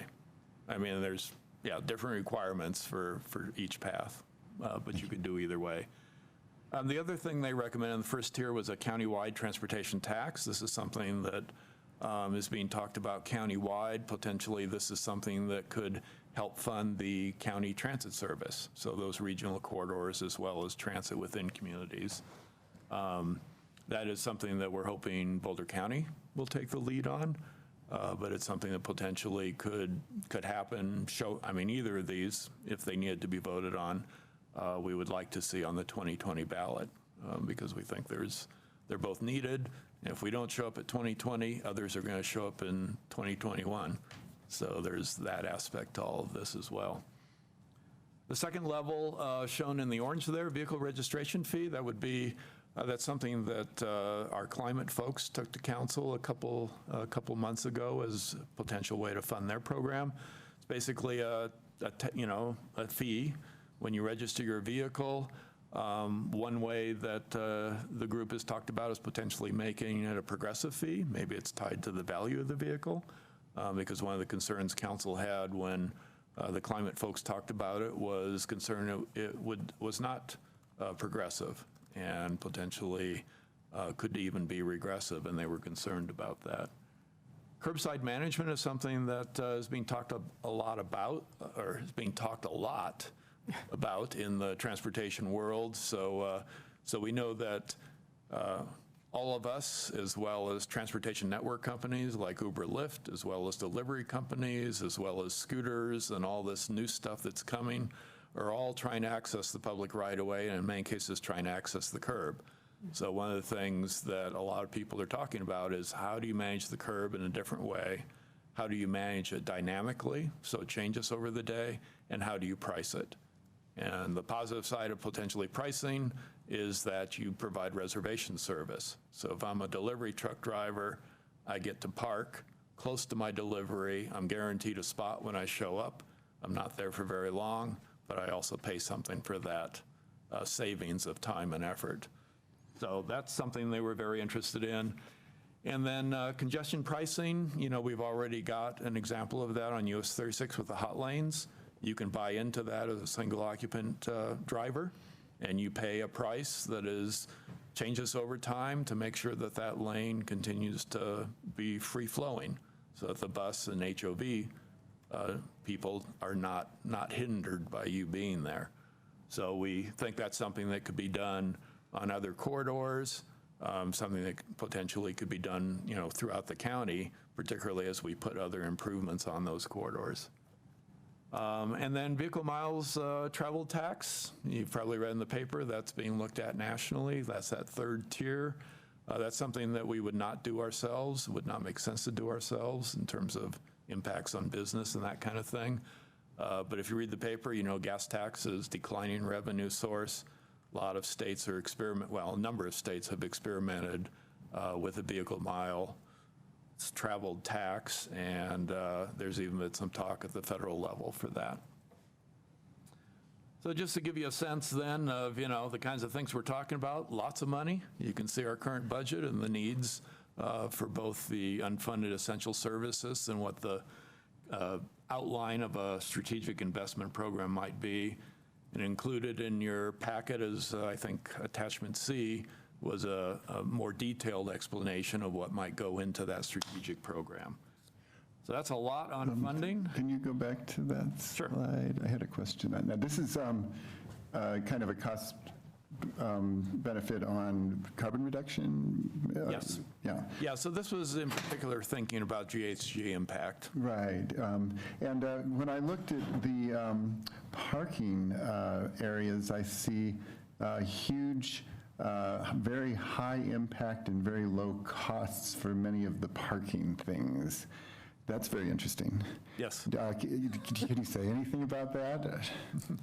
Well, so we know on the basis of, our experience in the downtown and what we see in our surveys, as well as national experience, that paid and managed parking is one of the most powerful things you can do to change travel behavior. Mm-hmm. And I think we've all experienced that. We certainly see it on campus, we see it in downtown, we see it in Boulder Junction.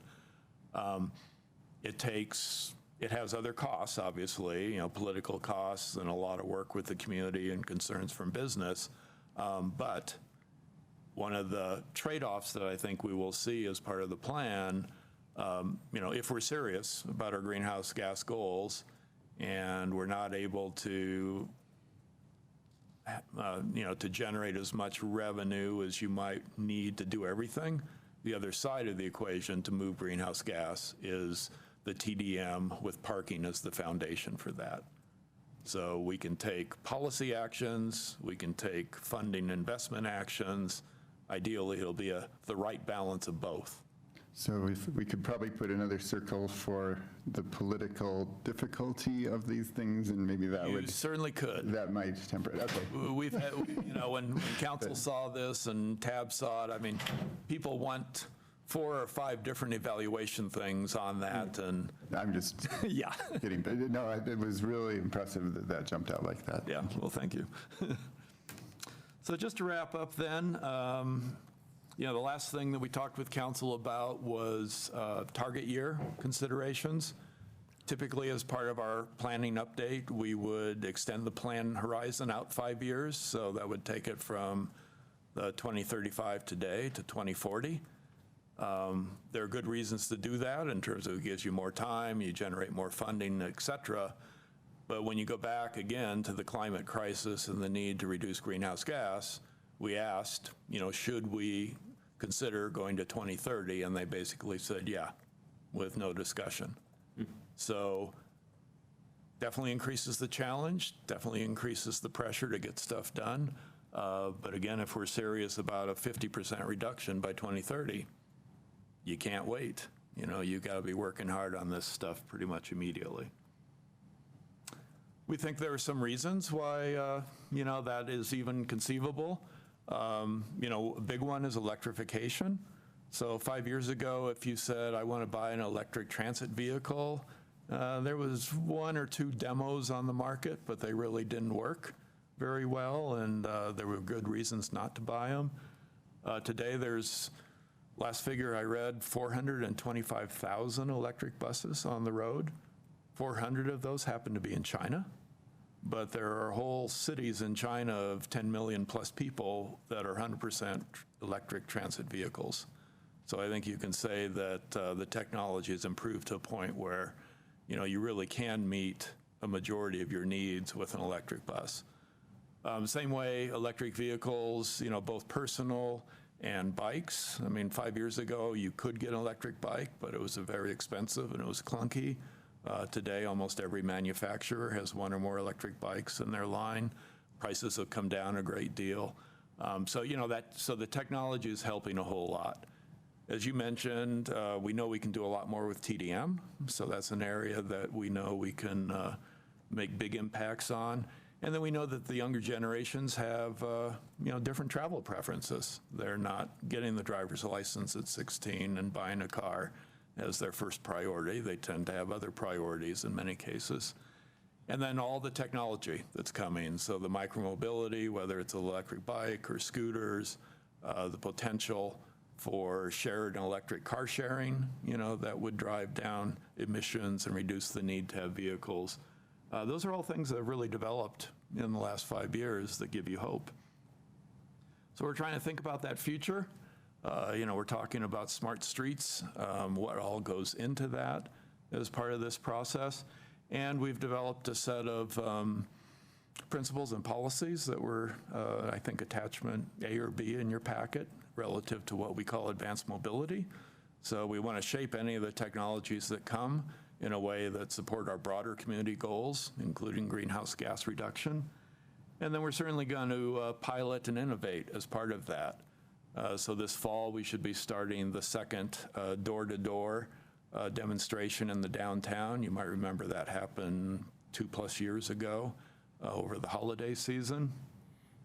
We have a moratorium on scooters. We're going to be doing some pilots over the next 9 months, and then presumably developing a program to allow those to come into the community.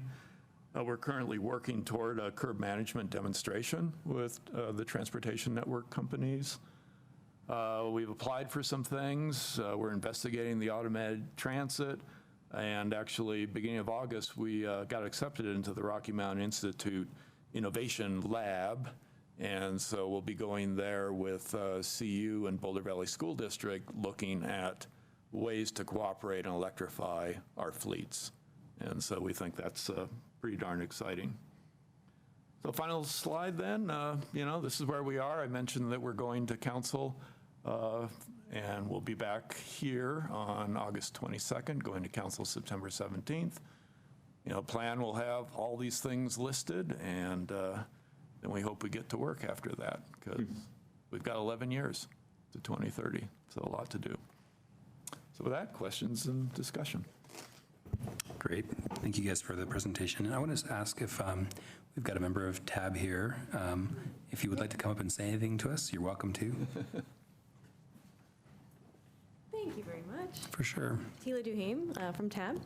I had a couple of thoughts, Randall, as you were going through, largely about, Sarah, the question that you had asked, like, how do we educate the drivers about what it is that we're doing? And that question came up in the context of the green streets, on the first one on 13th Street. And the general idea with that follows one of the fundamental principles behind Vision Zero generally, is that signs and education are essential, but they're simply not enough. People make mistakes, and what we have to do is plan for those mistakes and make those mistakes less deadly, less likely to happen in the first place. And so with something with the engineering treatments that we would like to see rolled out that showed up on the slide from the future, the Smart Street slide that Randall had, that had a lot of engineering treatments built into it that we've learned are essential to achieving Vision Zero. But when we're doing things that are less engineer-y and kind of more on a shoestring budget, as we have to do in the near term, we are trying to make them as obvious as possible without explanation. As obvious as we can that green in the city of Boulder means this is where the bikes go. We would ideally like every street to be obvious to any driver, whether they're from here or from somewhere else or from another country, to be able to stand out on a street corner and be able to tell where the cars are supposed to be, where the people on feet are supposed to be, where the bicycles are supposed to be. Ideally, that's what we're working toward, and that should take less information over time that needs intervention and special flyers and handouts and explanation, and something that is more self-explanatory and self-enforcing in that way. And so that's largely what we're working on. And a second thought kind of related to that is that vehicle miles traveled and our goals have an important greenhouse gas reduction impact, but it is an independently good thing to get fewer people in private vehicles, people using different modes of transit to access things closer to their home. One of the places that TAB's hands are tied, frustratingly, is we are not allowed to talk about land use issues and how that impacts transportation in the way that you are free to do, and I encourage you to do more overtly and frequently. But because for every 5,000-pound vehicle out there, however slowly it's moving, it can slowly crush someone. And so the fewer of them we have on the road, the better everyone is. And it just is as a way to reduce the smallest amount of a very bad thing happening is probably worth doing. And so the fewer vehicles we have out on the road, or the lighter the vehicle that we have out on the road are, that's valuable in and of itself as a public safety measure, apart from our climate goals. So that's something we're still striving for. Definitely, it's going to be a heavy lift to get there by 2035, or 2030 now, but we are committed for a number of reasons toward moving all of these goals together because they do interconnect so much. Cool. Thanks. Awesome. Thanks, Tila. Before you sit down, I just want to say last year we experimented with me being a kind of an informal liaison to TAB, so I got to see these folks look at various drafts of the TMP and listen to your great feedback. And I just want to reinforce what you said. There are limitations of how we can collaborate on the quasi-judicial work that we do with regards to the land use code, but I think that there are really important touch points with TAB and things that we really need to be familiar with what's in this master plan, because there are things that we can do as we look at projects, and to make sure that we help TAB with their goals of keeping vehicle miles down, keeping Vision Zero principles. So there's a lot of really good stuff there. So thanks for Thank you, yeah. coming In in. particular, I and another member of TAB have been, just as individuals, very involved with thinking about the Alpine Balsam issue, because I don't think that the transportation portion of that plan, as it's sort of coalescing, has been very well thought through. And we would like to have as much input as we can. We can't do it officially, so we're just.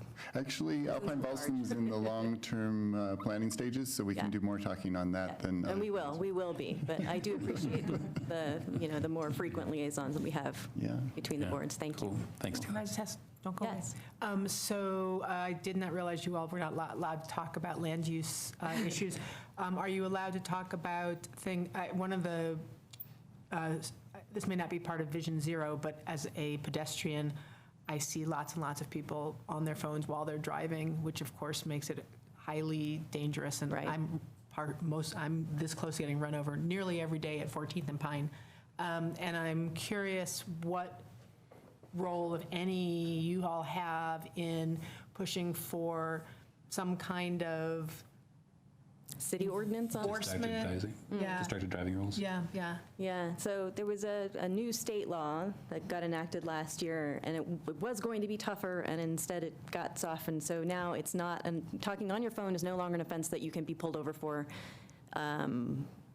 independently. You have to be committing some other infraction at the time. Now, you might be committing the infraction of careless driving. I would argue that is all by itself.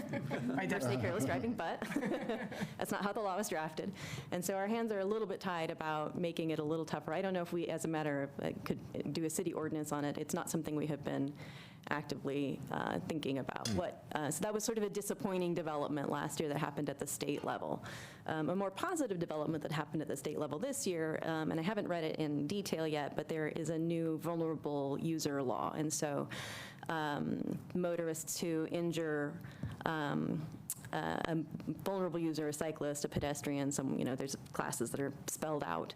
They have heightened penalties for doing so, and that was enacted after several failed attempts by previous assemblies, and so that was a positive development, and that might, again, have an impact if people realize that when they're distracted, if they hit somebody who's more vulnerable, it's going to really start costing them more, or it's going to be much more serious offense. Mm-hmm. It's possible we could try to frame some messaging around this new law and that new level of responsibility, around the responsibility to be more aware.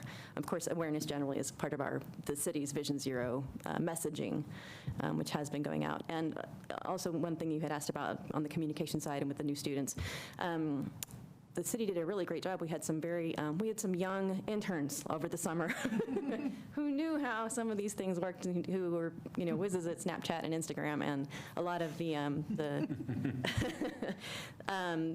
the social media platforms that the city has not traditionally been on. And so they did create some targeted messaging based on geofencing, like where the students' phones were. Mm-hmm. They could be alerted to something in the area.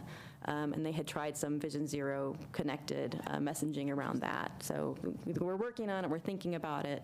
There are different ways to reach out to these populations, but we had some pretty exciting pilots over the summer about transportation-related stuff targeted at that student population where they were. Nice. Yeah. Very cool. Thanks, Tila. Thank you. Thank you. So I just want to start us off with a couple of comments that I think are just broad planning board comments that I think are probably going to have a lot of agreement, which is that, one thing the city's always struggled with is the integration between land use planning and transportation planning.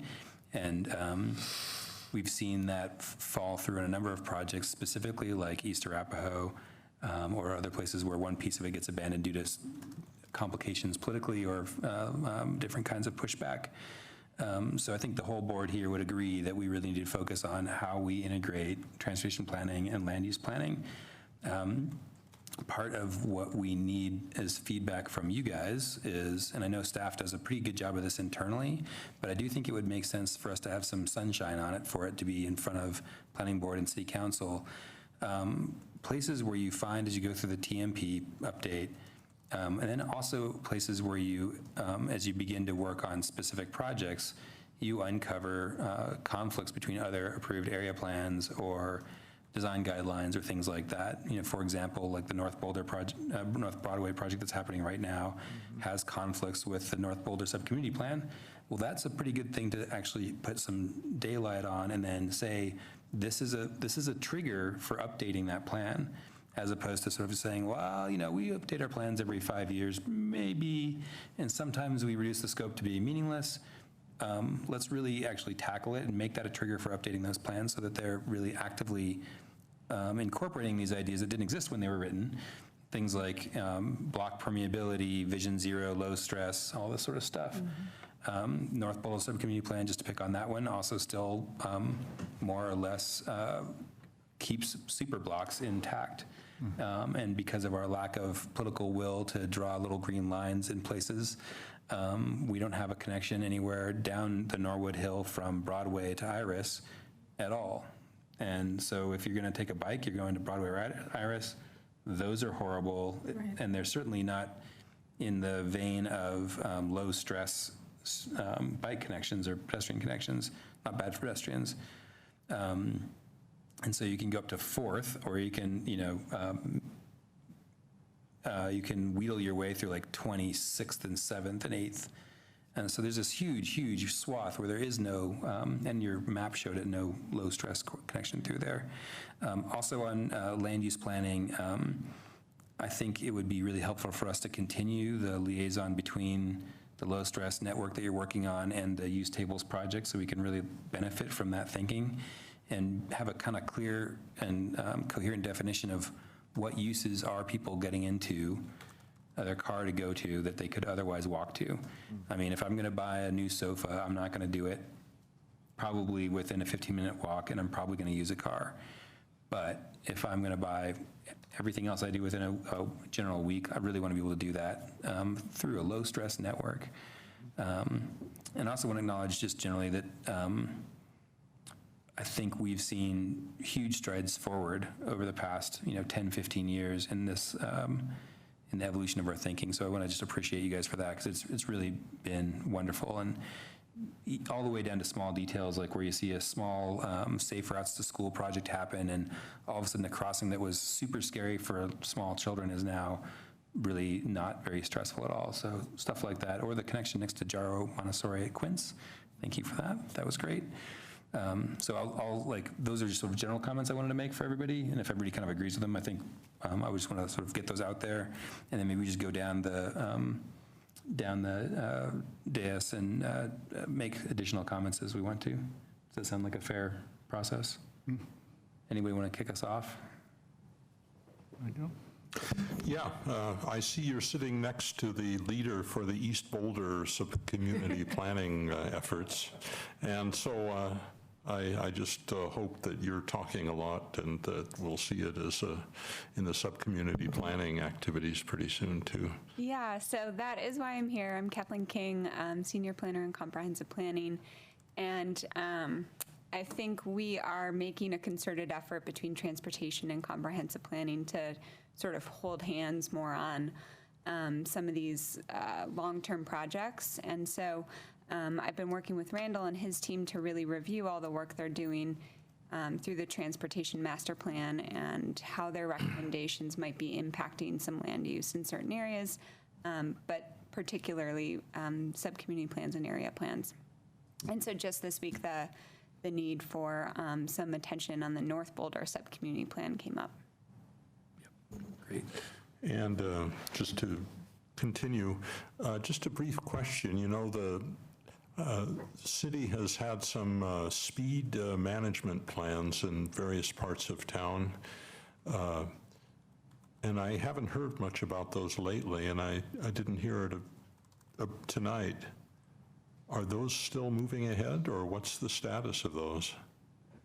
Well, so one of the high impact items, I think they call it, out of the Safe Streets Boulder report is working on speed management, and that's just getting started. But it's one of the things we've heard a lot from the community. And if you go on Be Heard Boulder right now, there's a question about how do you feel. What do you think about speed management? So that's one start to get community opinion, but Yeah, but we're hearing a lot of that speed is an issue. From a technical side, we know that it's a safety issue, and you've probably seen the graphs about what it looks like if you get hit at 20 versus 40 and your survivability as a pedestrian, it changes rather dramatically. So yeah, that's part of what's being focused on. Thank you. And then just the last comment I had, I would really like to encourage your curb management activities. I think there's a lot of misunderstanding in town about people's right to park in front of their house and extension of property into the public domain along streets. And so I hope that will be a big element in the future of your efforts. Yeah, and that's the operations group actually has curb management as one of their work priorities for 2020. I mean, they're working on a pilot in the downtown currently, but then the intent is to take a bigger look at it in 2020. Thank you.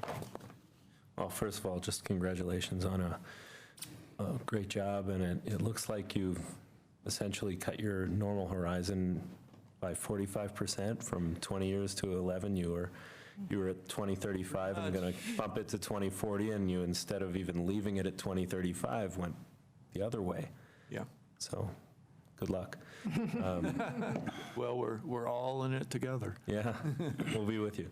A couple different comments, some more kind of visionary, high-end things, but some that are more practical. I think that if Boulder wants to show real leadership, it ought to take a look at itself and realize that a lot of our RL1, RL2 zone districts, which are the majority of the residential land use in the city, don't look any different from Loveland or Greeley or, Norman, Oklahoma.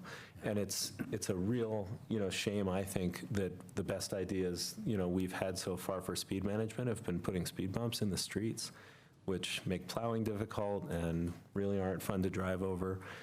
And I think that, when you've got I know Martin Acres was platted with 50-foot rights-of-way in all of the secondary streets, and the primary streets like Martin and Ash are 70. There's a lot of pavement and a low density, and nobody is struggling for parking in the entire neighborhood. And to use up some of that space would be a really good idea. Because it's vacant and it's just inviting cars to go 35 instead of 25. So some ideas would be wider sidewalks. We've got a lot of sidewalks that are in degraded situations and, or conditions, I should say. And the fact is, after dinner, I don't usually want to go for a stroll with my family because we've got to walk single file. So if you want to help people with their health and, with being able to meet with their friends in the community, 3-foot sidewalks don't do it. Don't do it, yeah. And we don't need the space that those sidewalks are allowing in the pavement because the blacktop is just way wider than it has to be. If we want to do something for GHG and cutting those emissions, or maybe just sequestering carbon, we could be planting trees in the parking lane. We could be expanding, the amount of green that's in our neighborhoods that way. We could be putting in permeable pavers. We could be doing a ton of things. We could be using Vonerf designs and making people wiggle around trees. We could be planting trees in the middle of the street just because it's kind of fun. I know traffic engineers hate that stuff, but I never saw a car in the years I lived in Lake Tahoe, which is full of trees that are in the middle of the street, hit one of the trees, not even on Saturday night when the casinos were going. So I think we can be creative. I'd like to see that. And then I think on a kind of a high level, as much as TAB might never be allowed to talk about land use issues, I think that we really aren't allowed to talk about transportation issues. I think we get applications that come forward and staff requires a dedicated turn lane or a decel lane or something to support the project, but we don't really talk about how the transportation network needs to be changed in order to support the projects that come in front of us. And so, this is just a kind of general comment to the world because I don't have a recipe for how this gets managed or changed or implemented. But, imagine if, I've often thought that it would be a really special thing if we tried to handle this in-commuting problem by providing places for people who work in Boulder to live. And a great place to do that, in my mind, would be East Arapahoe. And a cool way to do it would be to have a fixed guideway where, there's this, space age, rail electric vehicle that's going zzz, back and forth and is free. And if maybe you have the building developers have to pay, a lot of money into this transportation fund, and then everybody who lives in the apartments gets to ride for free. And now you can start to think about a world where, we heard Sarah say that she lives downtown and she walks everywhere. Well, if I lived at 60th and Arapahoe, and I could get to, the middle of town in 6 minutes or 11 minutes on a free, quiet, fixed guideway where I can read or do whatever I want, maybe I don't have a car either. I just live in an apartment building out there, and I live in a house or whatever, and then I zip into town and then I walk. Wouldn't it be great if everyone in Boulder could say, I live in Boulder, so I walk everywhere? Yeah, and so I'm not saying that that's got to happen, but there's no way for planning board, just so you don't feel so bad on tab, for us to even think about proposing that project where we have a high-density development, on the east end of Arapahoe Avenue, but that's supported by, a quasi-regional rail network or link that makes it all possible. So we don't really get a chance to go cross-disciplinary either. Mm-hmm. I agree with all that. I guess I'll call myself next. That's all great. And if we do get the kind of magic transportation, I wanted to make the little Jetson sound. I think that would be the Jetson, if yeah. It could be, yeah. Yeah, that's what it should. That's why I love hummingbirds, because they kind of sound. They do sound like that, yeah.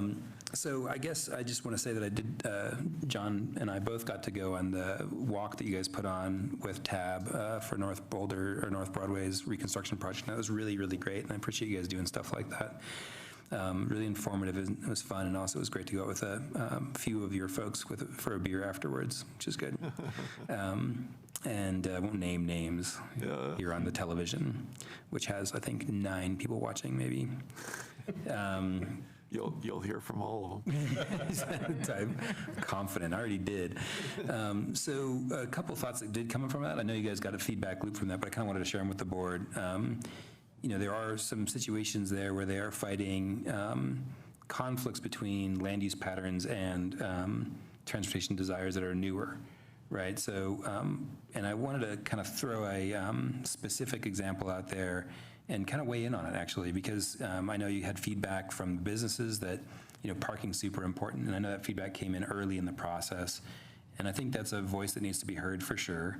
But I'd also say that, just because it might have been the earliest voice doesn't mean it's the one that needs to stay as the highest priority. And we saw layouts where the alignment was going to shift to accommodate just keeping those 7 or 8 stalls based on something that was said very early on. And I think really it's a place where, the boards and us and the staff needs to kind of rise above a little bit some of those like really specific asks from people and say, but yeah, the larger values that we're working for here are to get that bike lane to go straight on through all the way through there. So what we're going to do is we're going to skip parking for that block where the buildings got built in the wrong place, and that's what's going to be done. And maybe the way you compensate for that is by making a strong argument for how much more rich and more people will be on that street frontage, and how much more slowly they'll be moving, and how much more inviting it'll be. And instead of it being just sort of parking edged by scary fast buses. It could be something much, much better. It also kind of came up that the drivers are expected to, as they drive down the road, key into where there's a ramp on both sides and say, we should definitely wait for pedestrians there. This must be a crosswalk. Instead of actually them keying in on the thing that they're used to keying in on, which is striping across the crosswalk. So right now we do that in very few locations. In my neighborhood, and I know you guys can advocate for your own neighborhoods or places where you're on foot or biking quite a bit.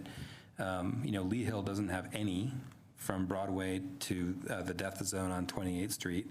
So if I have to run across the street to get a beer at Upslope, I might make it on the way there, but on the way back, it's even more dangerous, right? So, it's a different time of day. It's a different time of day, exactly. That's the reason. So the places like that are distinct opportunities to spend just a small amount of money and make a huge improvement. So I would just suggest that we increase or decrease, or however you talk about it, the category of street where you start to apply those things at every opportunity. You know, Yarmouth has 2 over the entire space, and I drive down Yarmouth, and an hour or 2 before that walk, I was driving down Yarmouth, and a guy stopped at the crosswalk, and he started to go across, and he saw a car coming, and he backed up onto the ramp because there wasn't striping across the street. If there was striping, he would have said, "Oh, I'm in a crosswalk and I'm allowed to be here." So I think it's a failure to think that we are making crosswalks by just making dips in the sidewalks on each side. I think it's super important that we do the self-assessment for accessibility. I think that is maybe one of the most important things that we can undertake. So I just want to underscore that. I would love to see I don't know how hard it is in the GIS world, but like a low-stress heat map. I really like the walkability heat map, and if we had a low-stress heat map to go along with that, that's pretty cool. The maps you have are really great, but I would like that one too. I think it might help communicate to the people. I mean, those heat maps have become such a great tool for walkability or walk score or different things like that. It's been really, I think, a successful innovation in graphic communication. And then the last thing I wanted to say is I think, you know, right now, City of Boulder and Boulder County in some fashion have negotiated a deal with Nissan to sell Nissan Leafs for cheaper. I bought one and it was totally cool. I'm really psyched that I could. And it's occurred to me, like, how cool would it be if we figured something like that out for e-bikes or other things that would get people out of their cars and instead of just driving a different car. So that, I think, was all I wanted to say. Thank you for all the time. And there have been a couple of e-bike rebate programs, but it may have been a year or 2 since that's happened. Cool. And my first experience with e-bikes was I built one for my wife like 14 years ago, and it's used up by now, so.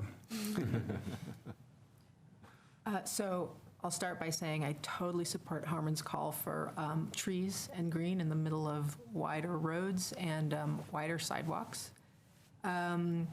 Just a request to please give us a little bit more heads up about the walkabouts so we can put them on our schedule, and if we have super busy work schedules. And then I would love, maybe you're already doing this, but I think it would be really valuable for transportation to devise its own wish list for the community benefits conversation. I think it's we're all going to participate in based on the perspectives and experiences that we have, and I think that, I know from my own personal take on the community benefits conversation, I very much want those benefits to be quite tangible, and it seems to me, based on what you all are working on, there's some very tangible community benefits that you might put on such a wish list for the city council conversation. Yeah, I know we were involved some while ago, but it's been a while since I've heard anything about it, and don't know if others in my work group have been involved. David? All right, I'll try not to repeat too much. I agree with so much of many of the things that were said. I did wear a special T-shirt today that says Amsterdam Bike Town on it, and I spend a lot of time in Amsterdam, so that's why I'm really passionate about design standards for bikeways. In Holland, nobody wears a helmet, and they have very low rates of injury per mile ridden. And it's because of their fantastically designed bike infrastructure. And the markings that you were talking about are really important. And I'll mention yield, just because that's a big thing for me. Everywhere you go, there's always the yield triangle, so everybody knows who has the right of way. And I think we're missing that. So think a little bit about the yielding. Everyone should know who has the right of way whenever they're coming up to cross another lane. So also, I was really glad you mentioned NACTO. I'm not really familiar with those standards, but I think that using best practices and actually writing them down and saying, this is how we mark our pavement would be a really good goal to have. So I'll just repeat that. And it's not just the visual cues, also signage and lights. We have been, I think, experimenting with pedestrian lead lights, right? The pedestrian lights coming on first. That can happen for bikes as well. If you have special bike lights like they do in Holland, you can actually have those go green before the car lights. So that's a stretch goal to keep in mind for the future. So those are all really great ways to get, pedestrians and bikes safely into the intersection before the cars start using the intersection. Pedestrian Advisory Committee is doing great work.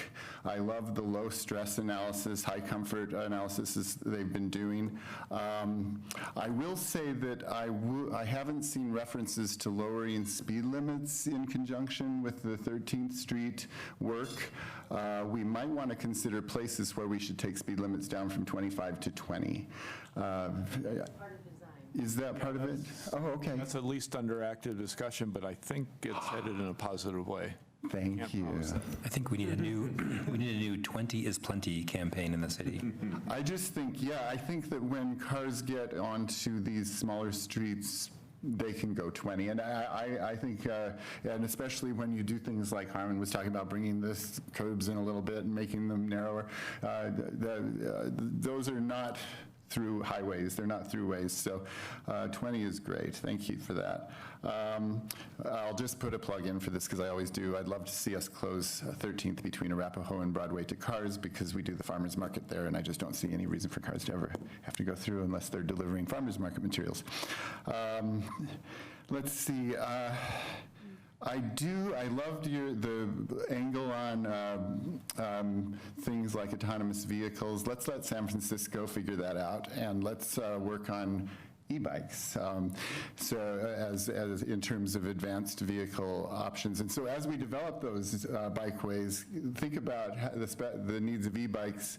The design might be affected a little bit, but e-bikes really create an opening for people who don't feel comfortable going out and sweating and struggling and all day and making 6 stops to just whiz along and not have to worry. So I think it's a game changer for people. It's going to get more people comfortable and more people out there.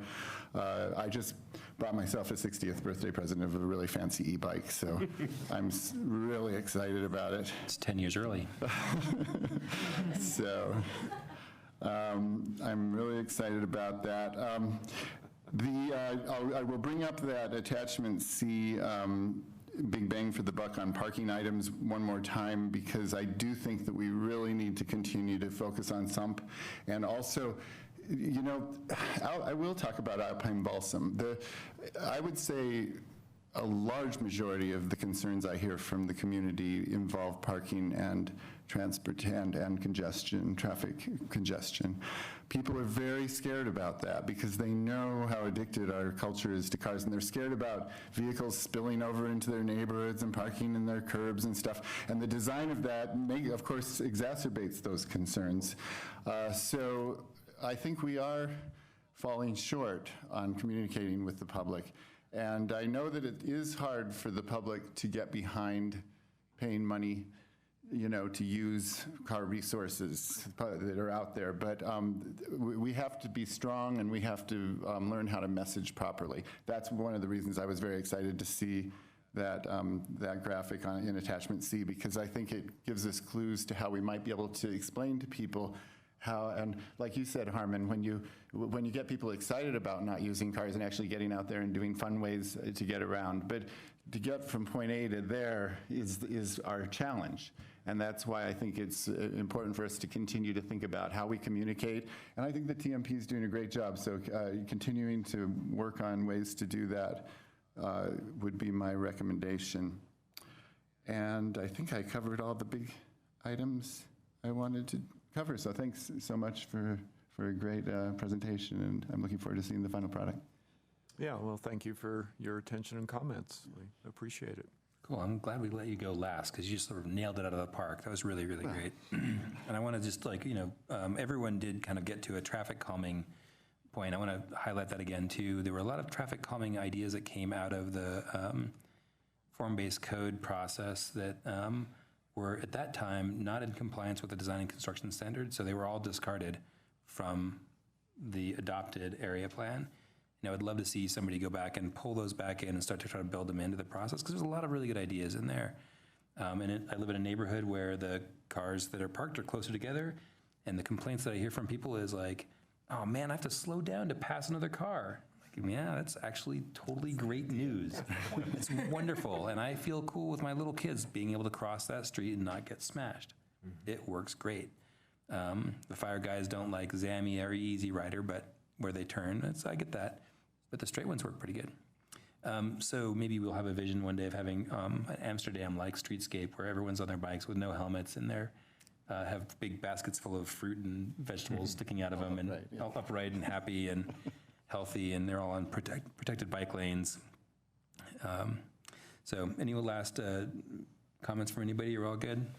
All good. Okay, cool. Thank you guys very much. Really appreciate it. Tila, thank you for coming and sitting here for 4.5 hours. And Mr. Zuckerman, welcome to the game. It's really fun here. Thanks for lending us your son. He's great. All right. Wait, Cindy's waving her hand at me. Some matters here. Okay. Not quite done. You want to go before Cindy? Or? Go ahead. Yeah, this is a question for staff, actually. I've gotten some remarks from folks who are concerned about what's happening at the Googleplex in terms of paths being closed off and not being able to walk or bicycle through. And I wondered if you were aware of that, or if you might be able to look into it, because I think that's not what was intended when we discussed it here. Yeah, I'll go ahead and pass that on and have us look into it. Thank you. Thank you. Cool. Anything else from board members? Cindy? Just wanted to remind you, we have a meeting next week on Thursday. I will not be here, it is my birthday that day. That's like your third birthday this year. And that totally screws up my plans, because I actually have it in my calendar. It's Cindy's birthday. Really? Well, we can celebrate the next meeting. Okay. Because actually, since my birthday's on the first of the month, I celebrate it all month long. That's a good way of doing it. You could just come and sit in the audience if you'd like to do that. That's exactly what I want to do for my birthday. But be very kind to, which I'm sure you will, to my substitutes. I have 2 people helping. Together they will add up to half of you. Oh, that's a birthday present right there. All right. Are we good? We finished it? We did it? Okay. Good night, everybody.